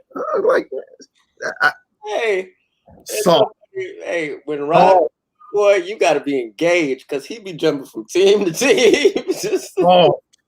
Yeah, he said, who was Golden State playing? Who is Davis? Like, who are we even talking about? Minnesota. He's on Minnesota and Warriors. Yeah, Davis are big. Okay. Yeah, I gotta watch the sports tonight before the podcast. Yeah, I'm just talking about the flagrant fouls. Everybody watched the game after the Laker game, except for Trey Hop and AC from LA. We're both being facetious. No. I watch the Warriors. We have viewers and listeners, and Rod doesn't let us know what the path that we're on. He'll be talking about Jim Brown and a night in Miami, and then somehow we'll wind up on Vlade Divac. And it's like, well, how did that happen? How did that happen? It was an example. I get it. Yeah, to sum it up, they're soft.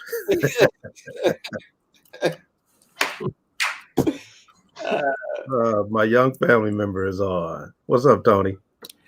And B gonna play with a sore butt, and AD's not gonna play because his hair hurts, or because he has a hurt ego. Hey, why did I get trolled on Facebook today by Cobbs? He was like, "Did you like that clutch shot by Tobias Harris after Anthony Davis' clutch shot?" That was clutch. All right. So you said there's clutch players, clutch shots. What is a choke job? What is a choke? What's a classic choke? Charles Smith just missed another putback. I've already this classic choke. It's Charles Smith. Like, stop. There's no other. Did Patrick Ewing choke versus the Pacers? When the Knicks had a chance to go to the championship, and he went to the rack and tried to do a finger roll instead of dunking it. Was that a choke? I never had because he can dunk. That was just his shot choice. I didn't ever have Patrick Ewing or John Starks choking. I had Charles Smith choke 7 times on the same sequence. And there he just missed it again. So go back to the Clippers, dude. Go back to the Clippers. That was ridiculous. I'm with Matt. It's got to be Nick Anderson's free throw.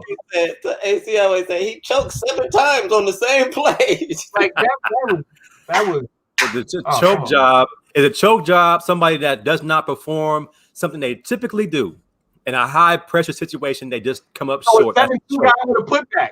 A 7-2 guy with a putback. Yeah, that's a choke. A choke. See, I don't blame Charles Smith on that one. That dude had 3 defenders in front of him. He's 6'10". They're taller. He was actually getting offensive rebounds. The yips. Yeah, he was given a chance. No one helped him. Because they were like, yeah, let's let the Knicks shooting percentage go down. They let him get them rebounds. No one helped that dude. They were all standing around watching him grab them rebounds and fight, and not any of the players around him tried to help. So is a choke is a yip away from being clutch. If you make those shots, oh boy. All right. I could be clutch or I could be a choke. See, Nick didn't have free throws. This is my argument. That baseline dunk on the entire Bulls team, Jordan, Pippen, Grant, by John. Wait. That was a big play. That wasn't no clutch. That was a good play. Clutch. Big play. No clutch. By John Starks. That was clutch. Shout out to you, John Starks. You know you're one of my favorites. Was that clutch because it was the left hand? Hey, that was an Adidas poster called The Dunk. Right. Tobias Harris shot last night was more clutch than John Starks' dunk. Yeah. John Starks. Stop it. That shot last night came just before the horn. John Stark dunked on the horn. That was a mid-game shots ain't clutch. It was in the playoffs. Right. It was a big shot in the big game, but it was not. It showed the Knicks that they could. We know Philly can't. The Knicks have the ball. John Starks is dribbling. He must dunk this for the game. He must dunk it. That's the difference. If he doesn't dunk it, there's no way. Oh, man. That's not how the clutch works. Clutch works. This is they're down by one. The greatest defensive tandem, greatest perimeter tandem in the game at the time. He could have shot a bank shot. He could have shot a bank shot. He could have shot a teardrop. Legacy. They still had 10 minutes left in the game. It was like, hey, can you pronounce John Starks? John. I would argue that a lot of people can't even pronounce Tobias Harris. He can't get that's not a bigger shot. It was a big shot. It's not a bigger shot. Bigger shot. We're not gonna start with these names, man. I love that name.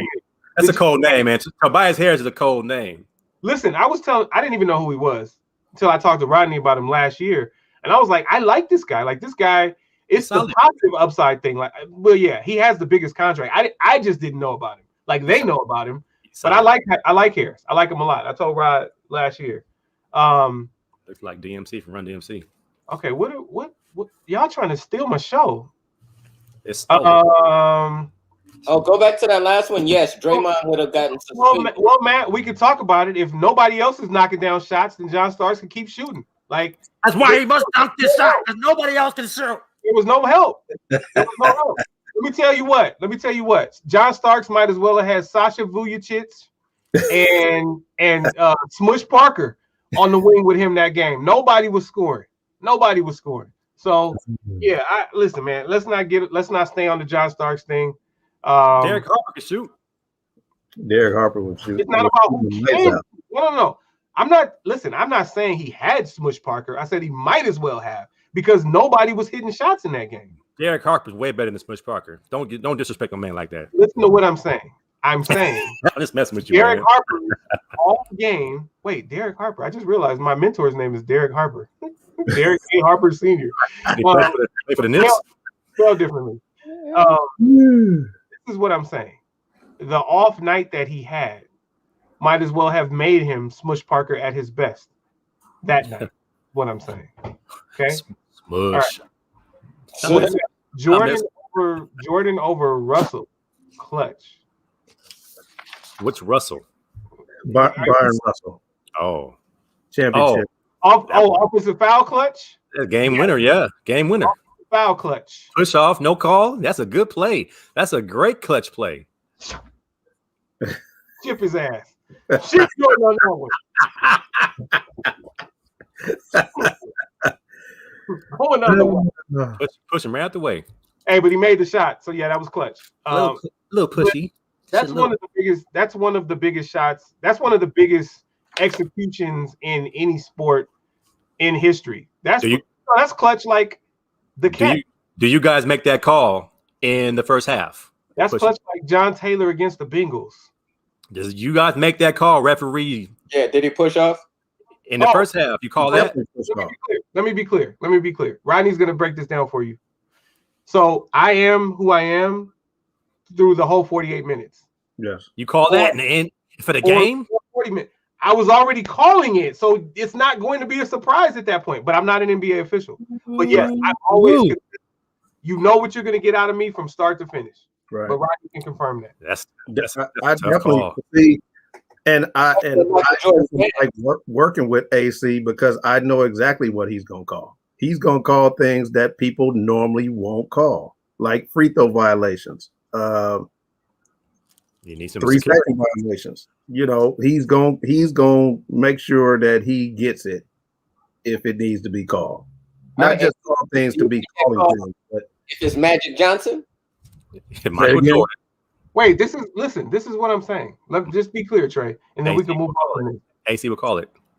Listen, but I'm consistent. So if I start calling it out the gate, then you're not surprised in the fourth quarter. Like the idea is, if I'm calling the rule book with the spirit of the rules, then by the time that we get to wherever we need to get to, when you call it crunch time, not clutch time, but crunch time, you already know how the game is flowing. You already know what is okay and what is not okay. It's not going to be a surprise later.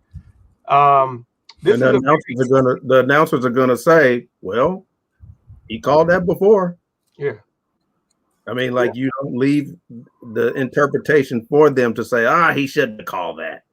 Yeah. Or you leave it to Sharif, because Sharif will say that. Hey, why is he calling that? Why is he calling it? And you have a lot of officials, you know, veteran officials from that watched that game that said, oh, that should have been called. Like, if you watch referee shows, they will say that should have been called. But newer refs will be like, Michael Jordan in the fourth quarter, I ain't touching that. I ain't touching that at all. I'll be out of a job next year. Now, if that wasn't Michael Jordan and it was who was that white guy that came to Arizona? If it was Bill Winnington, Brian Russell. It could have just been Brian Russell, and they would have called, and you would think that maybe it would be called. Yeah, if it was Bill Winnington doing that to, you know, Greg Ostertag, that would have been called. No, I don't think it would have been. I don't think it would have been called against the Bulls. I disagree with that. Now I think if it was like superstar against superstar, if it was like Reggie Miller guarding him or something like that, they would have called it. No, clearly not, Trey, because we can go back to Reggie Miller mugging Greg Anthony 8 times in that final 9 seconds to score him 8 points, and that wasn't called. Oh, but you're gonna say Greg Anthony wasn't a superstar? So, exactly. Yeah, he wasn't. Right. He wasn't. That's true. But that Jordan and Reggie Miller rivalry that they had, like in a game like that, they would have called it and gave it. Like come on, dude. That's like a Lakers-Clippers rivalry. That's one-sided. Only one of them got rings. Shout out to Reggie Miller. Go Bruins. Yeah, I was about to say, I know he's a Bruin. Like, geez. Hey, he's still. Hey, listen, you could go to 2 main things that stop the Knicks from winning a championship. You could go to Reggie Miller, and you could go to Charles Smith. And since the Knicks had no control over the Reggie Miller fouls not being called, you got to just go with Charles Smith. Keep going back to Charles Smith. do you guys know if mega stars or franchises have any say on who refs these games? Like, if I'm in a championship game, I don't want that dude AC Carter be calling stuff. I don't like him. Let me tell you the closest that it can get to it. So none, but let me tell you the closest that it can get to it. When you had a situation like the New Orleans Saints situation with the PI versus the non-PI, there was enough of a stink from Peyton that guy, anybody on that crew just wouldn't be on a Saints playoff game the following year, and they weren't.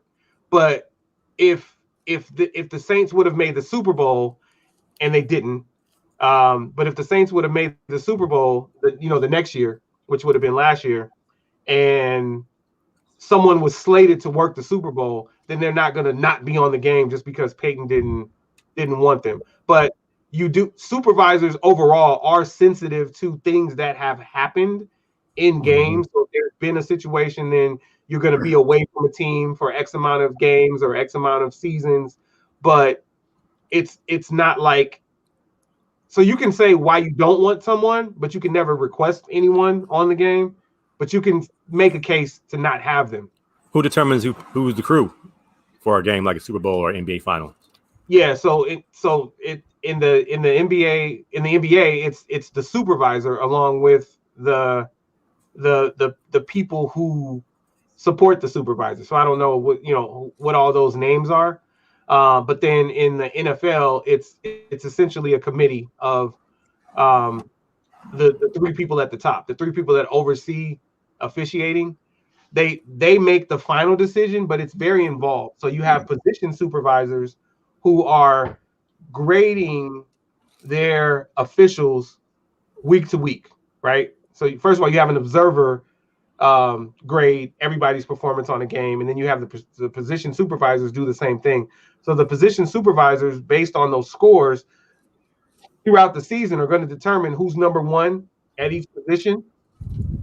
If you look at that versus how much playoff experience they have versus how much championship game experience they have versus how much Super Bowl experience they have, and then in the case of some, is it their final year and that whole thing, and then you come up friends with Tom Brady. Tom Brady's on board. And high five, Tom Brady. And then you come up with the idea that okay, this is who the crew is, and you have to have you have to be in your fifth season. I'm sorry, you have to be in your fifth season before you can work as referee. But to be in the Super Bowl, you just have to have one prior playoff game. Oh, okay. As an on field, can't be as an alternate. Yeah. So check this out. So what happened to that official that missed that call? I'm not. Well, he's dead. Allegedly missed that call. He's dead. Yeah. Move on. Throw him off a bridge. Move on. Trey, we could, as they say on the Joe Budden podcast, we could talk off camera. Okay. About that, I'm not doing that right now.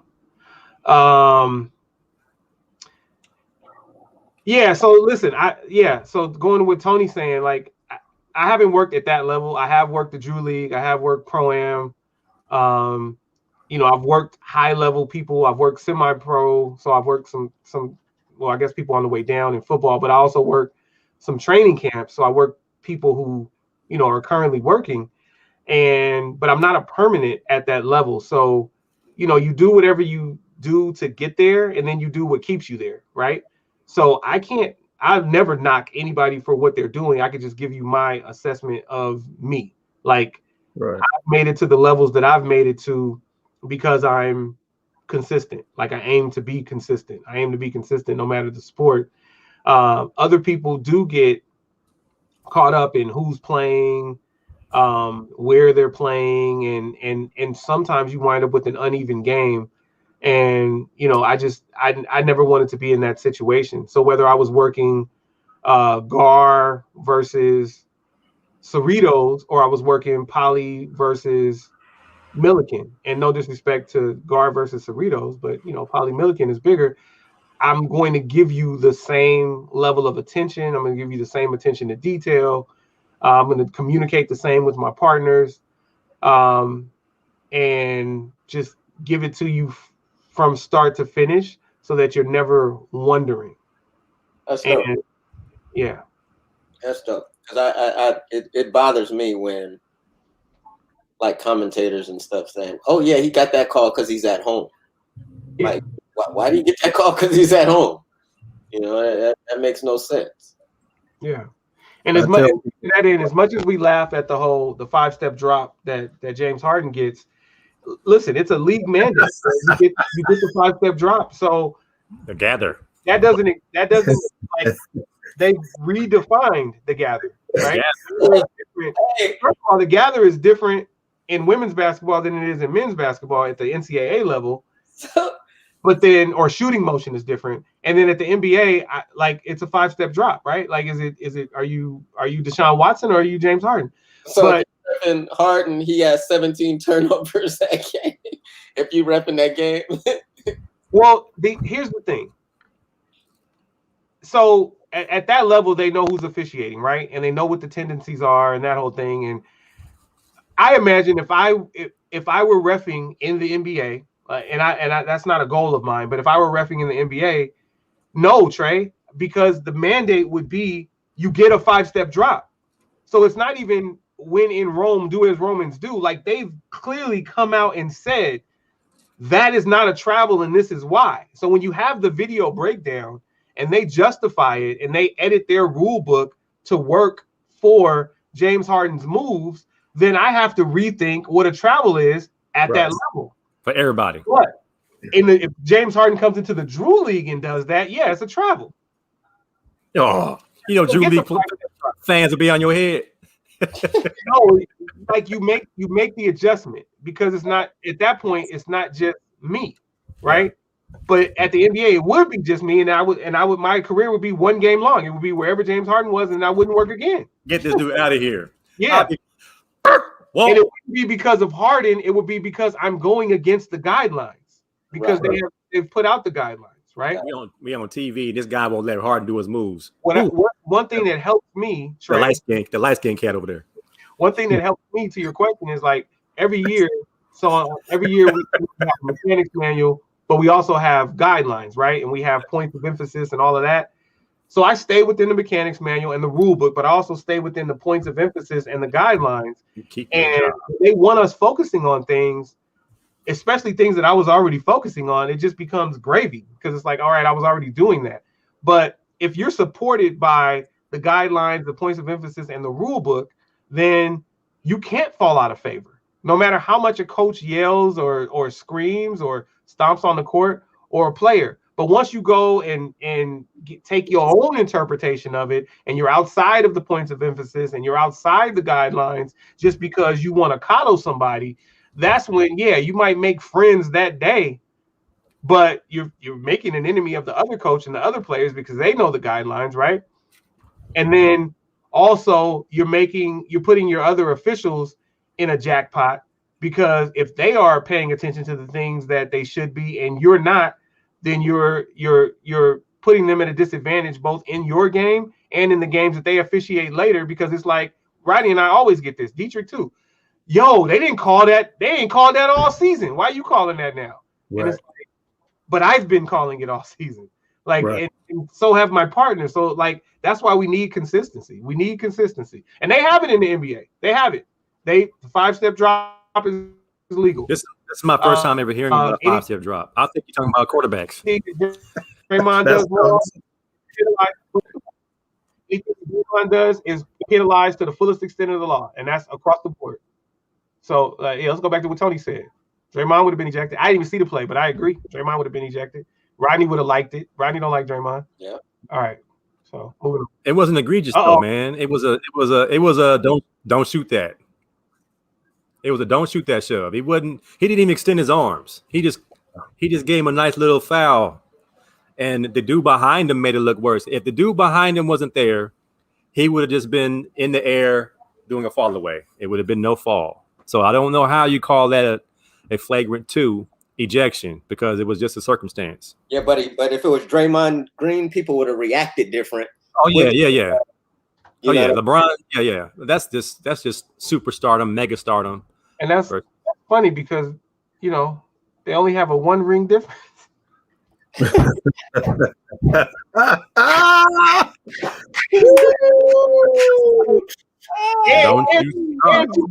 2 of Draymond's came over LeBron. There's a Draymond vote right there. LeBron's came when Draymond was suspended. Funny how that works. Draymond. I know he was suspended for Game 7. I don't need anybody to correct me. I'm saying what I'm saying, and this is my story, and I tell it best. My story. 0 step has. Wait, is it now? Is that the Euro step or is that 0 Euro? Is that really called a 0 step? That 1 step you get from the side after you gather, like James Harden, that might be called a 0 step. Oh, the 0 step. I got you. Yeah. Yeah, I've seen kids catch the ball and do a side step with no dribble. It was like, wait a minute, where did they teach that at? And they be on World Star. Oh, the side step, Harden. I'm like, what is going on? That's traveling. So, and to be clear, let's be clear. You catch the ball, you got 2 steps. But if you take those 2 steps and then dribble, there's your travel. You could take 2 steps and shoot or pass, but once you take 2 steps, your dribble is gone. And that's what they don't understand. So envision this. The kid catches the ball, defender on him. He sidesteps, no dribble. Well, sidestep sounds like a side. Is that a shuffle? So is that 3 steps or is it 2? It's hard to call it because the kids are getting in there doing that Tyler Hero thing where they're getting it and they shoot it. Like Well, I just saw you take 3 steps. That's a travel. Yeah, call it. They ain't calling it. They ain't calling it. Speaking of which, I don't know if David Smoot is on here right now, but I got my first game tonight. I got a men's college basketball game tonight. Fresh off the IR. Yeah, right. Broke foot. I got my pass back on Monday from the doctor. Close to me? Nah, it's halfway to me. over the river and through the woods. It's out Lancaster way. Y'all gotta wear masks. Yeah. Can't breathe, huh? It's hard With to the breathe, whistle? huh? No, I've been running. Like the doctor released me on Monday, so I've been running all week in a mask. Whistle in your mask? Whistle. Inside the mask.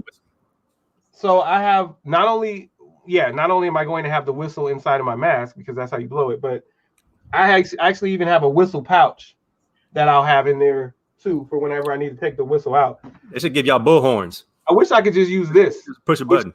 Which is what we could use for football. This is the what is this called, Rodney? An electronic whistle? Yep. Yeah. Oh yeah, that works. You just push that. That's cool. Sound too much like COVID-19 whistle. Yeah. Yeah, that's yeah. They should use that. That makes more sense. All right, let's see what Tony's saying. All right, for Dominguez High School.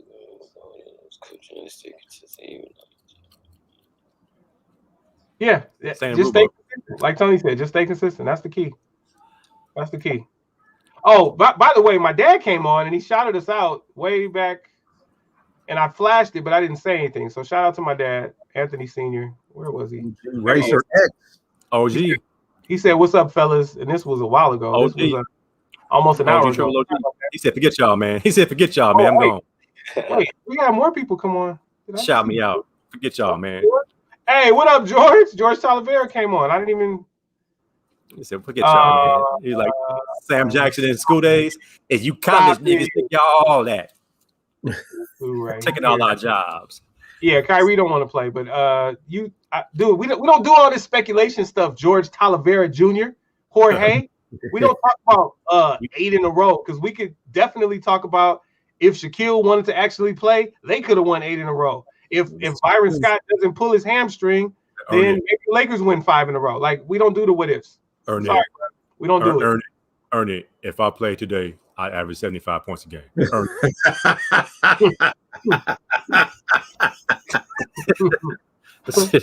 Ernie. Chicken dinner, barbecue chicken. Ernie. No, Steph Curry has won too much. He's been too clutch for a turnover to be a choke, Dietrich, in my opinion. He's like, now you talk about championship pedigree. It's not an accident that he's got those rings. So a turnover. I think he's asking in a moment, is that a choke job on that one game? If he has the ball and they expect him to make a play, not to miss, he said turn the ball over. Is that you can choke in an isolated event and not be a choker. Yeah. Magic Johnson shot the air ball finger rolls in 84 or something like that. And who threw the inbound pass? Who threw the inbound pass that Bird stole? That's a choke. That's a choke, right? Like, who makes a bad play on a routine play? I think that's more of a choke job. Freddie Brown for Seattle. There's been some choke jobs. Kobe Bryant's air ball's still up there. Bill Buckner, Boston Red Sox. Ball in between your legs for the chip. I think that's a choke. So Trey gets me for 3 minutes. All right. You drop a routine ground ball between your legs for the chip. Steph Curry. So you guys say yes? Steph, no choke. No choke. Okay, good. Yeah. So since Trey brought it up, let's do a transition because Trey about to make me mad. But hey, where are the names? I think we call that play Curry Dietrich. You call it a smoke off. He smoked off the game. You turn over the ball in the end of the game. You smoked it off. You tricked it off. He probably had 35 points. Tricked off the last play. Sorry, Ant. Anybody have the names of the victims? Yeah, here it is. All right, let's have a so I'm gonna first of all we're gonna have a moment of silence for a number of people, including but not limited to Hank. I'm gonna say all the names first. So let's a moment of silence for Hank Aaron, also for Kobe Bryant and Gianna Bryant. No, I'm gonna say all the names. And then the other 7 people that died in that helicopter tragedy. John Altobelli and Carrie Altobelli, Alyssa Altobelli, Christina Mauser, Sarah Chester, Peyton Chester, and the pilot Zobayan, Ara Zobayan. Hank Aaron and those 9. Let's have a moment of silence for them. Hank Aaron passed recently, and those 9 passed a little over a year ago.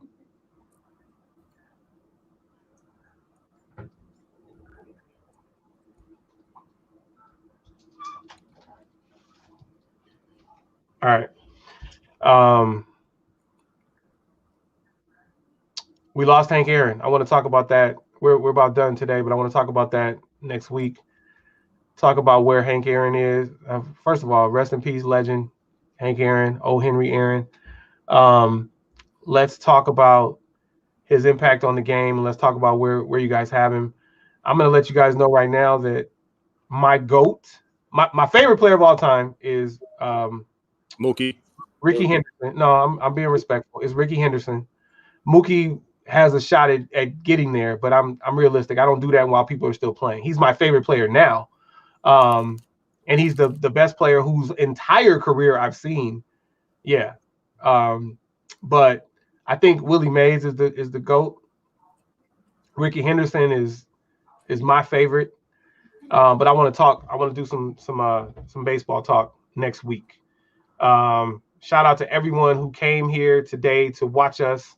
Shout out to everyone who listens to the playback on DSPs. Shout out to everyone who watches the playback on YouTube.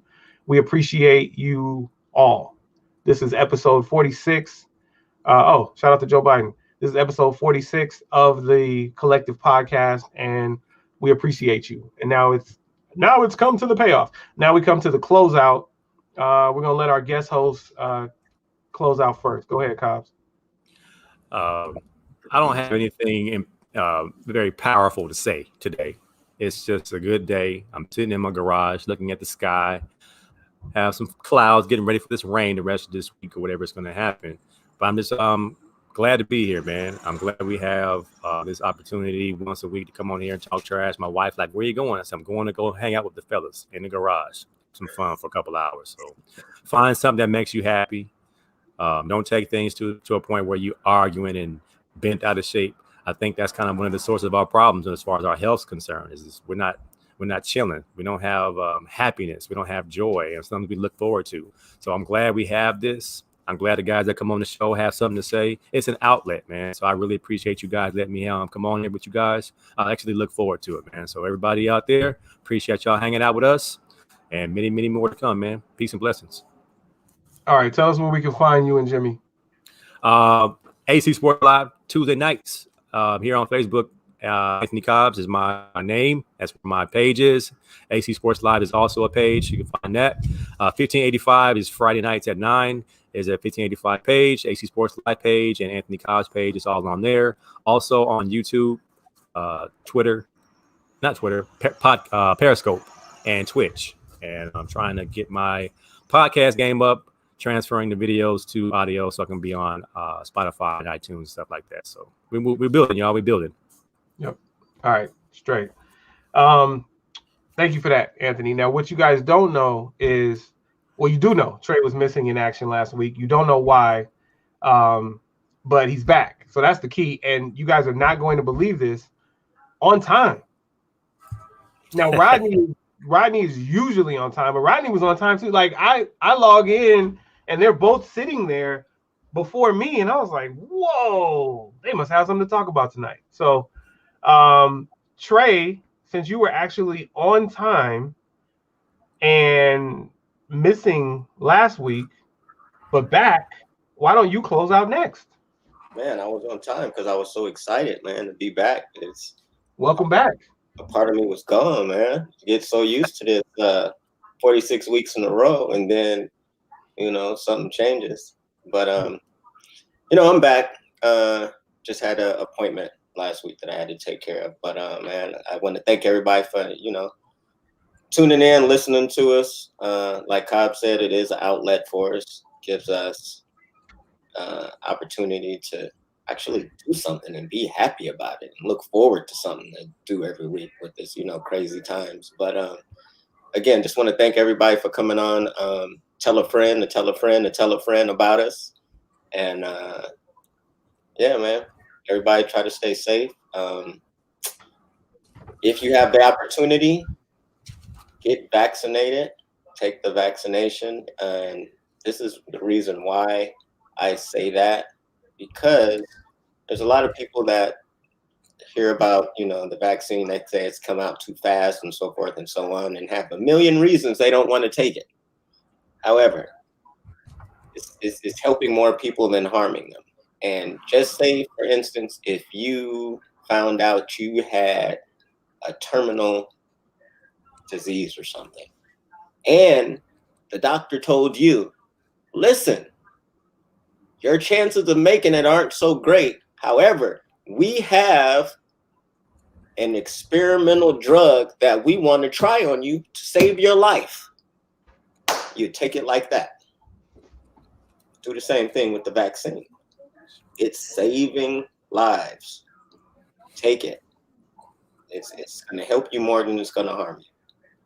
But yeah, man, everybody stay safe. Wear your mask. There's still people out there that's not wearing their mask, and AC will find you, and he will point you out. So yeah, man, everybody stay safe, man, and see you guys next week. Thank you for that, Trey. Rod, hot sauce. Man, I'm gonna just piggyback off of Cobbs, man. It's a nice looking day today, considering it's supposed to rain today and for the rest of the week. Was happy to shoot up to the IE and see my boy AC yesterday. No walking boot. Probably try to catch him on the tube somewhere tonight or on the internet and watch his game and see him get down if possible. And continue to keep my kids and get them through these final exams this week, which I think the last one is taking the last one now, or he may have just finished. And that's a huge sigh of relief on me, especially having a senior in high school. So continue to be safe, people. Do what you have to do to stay alive, no matter what we're talking about with all the other stuff. Stay alive. Survival is the key.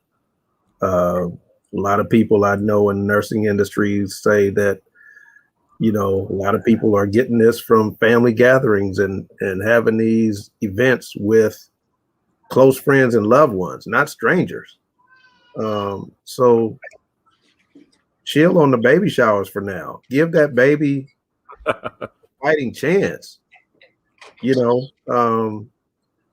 Moms are so delicate when they're pregnant. Every pregnancy is life or death. It's not an easy thing, but we take it for granted because it happens around the clock every day. But a lot of women, end up with gestational diabetes and certain other things while they're pregnant, and it may not last after the pregnancy, but could be there while they're pregnant. COVID definitely wouldn't help that situation. So the wedding showers, the baby showers, I haven't seen my friends in a while, so I just want to throw meat on the grill and invite 20 people over. Knock that stuff off, at least until these numbers go down. Give yourself a chance to go to the hospital and be able to have a bed if you get sick. Because the first thing that'll happen is some will be blaming the man, saying, oh, they see who they want to see at the hospital. They could have saw my brother or my sister. They said they didn't have any more beds, and they told the ambulance to take him back to the house. Don't put them in that situation. It's the same way people talk about refs. Don't put it in the ref's hands if you don't want the refs to make a call. Do your part. And let's extend our lives and be here for our younger generation. And with that, watch all the sports you can. Peace out. All right. Thank you for that, gentlemen. Thank you, Rod. All right. So listen, everybody, don't let this be you. Okay, I went to pick some food up last night, and you would think I was in New York. I'm just now noticing all these Yankee hats. You got 3 of them right there. I wasn't. I was in the IE, and you got nose out number 1 and nose out number 2. So they giving it to each other, or whatever. It's just it doesn't like why. Just cover your nose and stop putting everybody at risk. Please. I'm asking nicely. All right. So I watched a couple movies recently, and I want to just share really quickly. One Night in Miami. Took me a couple days to watch, but boy, did I love that. So shout out to, I can't remember his first name, but Kemp, who wrote it. Shout out to Regina King, who directed it. Shout out to all of the actors. And I told y'all Leslie Odom Jr. could sing, right? Phenomenal job. I cried when he sang "A Change Is Gonna Come," but that's my favorite song of all time, and I oftentimes cry when that song is played. But Sam Cooke has had a profound effect on my life, and "A Change Is Gonna Come" is my favorite song of all time. But I thought they did a great job. I then watched American Sin, the Nate Parker movie. Skin. Did I say Sin? Yeah. American Skin. I love you. I love you too, Kayla, and that's my baby. I love her. American Skin. Sorry, Nate Parker wrote it, directed it, and starred in it. You had other people in it. Omari Hardwick, and hey, shout out to Michael Warren. Go Bruins. Michael Warren was in it. I didn't love the ending, but I recommend the movie. I thought it was extremely important. I thought it was well put together. As with any movie, I could say, "Oh, I didn't like this part or that part," but I won't. You gotta say yes. You gotta say yes. Okay. Hey, beautiful. Thank you. They're saying hi to you. Hi. Okay. Hi. I thought it was really good. So I think you guys should watch One Night in Miami, and you should watch American Skin. American Skin. Okay. What's her favorite movie right now? Little Mama. What's your favorite movie? What do you want to watch? What do you like to watch? Frozen. No. Banned. And What? you know why? Banned in my household. Ain't nobody that look like us in Frozen. Nope. Nope. I can't say it. She likes the Princess and the Frog. She likes Elena. Lilo and Stitch. What else do you like? She likes Lilo and Stitch. What else do you like? Megamind. It's cool. You don't have to say. Care Bears. She likes Scooby-Doo. The Scooby-Doo movie looked terrible. Yeah, but I mean, yes, these are all things that she watches, but I'm just trying to think of like what's her actual favorite movie. But anyway, listen, everybody try to be safe. Baby No, Shark. please be safe. Be safe. Like Rod said, try to avoid the cookout, try to avoid the family trips. Just try. Like, I mean, and if you do have to be out, please be as safe as possible. Don't get comfortable. My boy got comfortable. He got the first dose of the vaccine, got comfortable, caught COVID the next day. The next day, he got comfortable. He said it. He got comfortable, and he was around 4 people without a mask, and caught it, and almost died. Wow. And he still doesn't have his lungs completely back. Like, he's still struggling. He said it's like running a marathon sitting down. He got his second dose, so he's not gonna get it again, but he's still, trying to get his lungs back. Don't get comfortable. Dang, Trey, I didn't mean to leave that up for so long. Yeah, so don't get comfortable. Take all the precautions you can. Please give people some space when you're in line. Like, that 6 feet thing is real. I'll say something to you. I just need you to give me some space, please. All right, listen, thank you for tuning in. We are 46 weeks in, which means we are 6 weeks away from 1 year. This is amazing. I love these guys. Thank you, Rod. Thank you, Trey. And then our guy, Anthony Cobbs, who, comes on. You ain't got no love for Snoop Dogg and Dr. Dre. You ain't got no love for Death Row. more often than he doesn't. So we got love for him too. And even Jimmy Mac for sure. And then our regulars, right? Dietrich, Smoot, my dad, you know, coming on every week. George Calavera, my mom, my sister, you know, Tony's been on, Matt's been on. Like, we appreciate y'all coming through. Okay. Much love to the better halves, Brianna, Joy, Nisha, Britt. We love y'all. We out. Peace.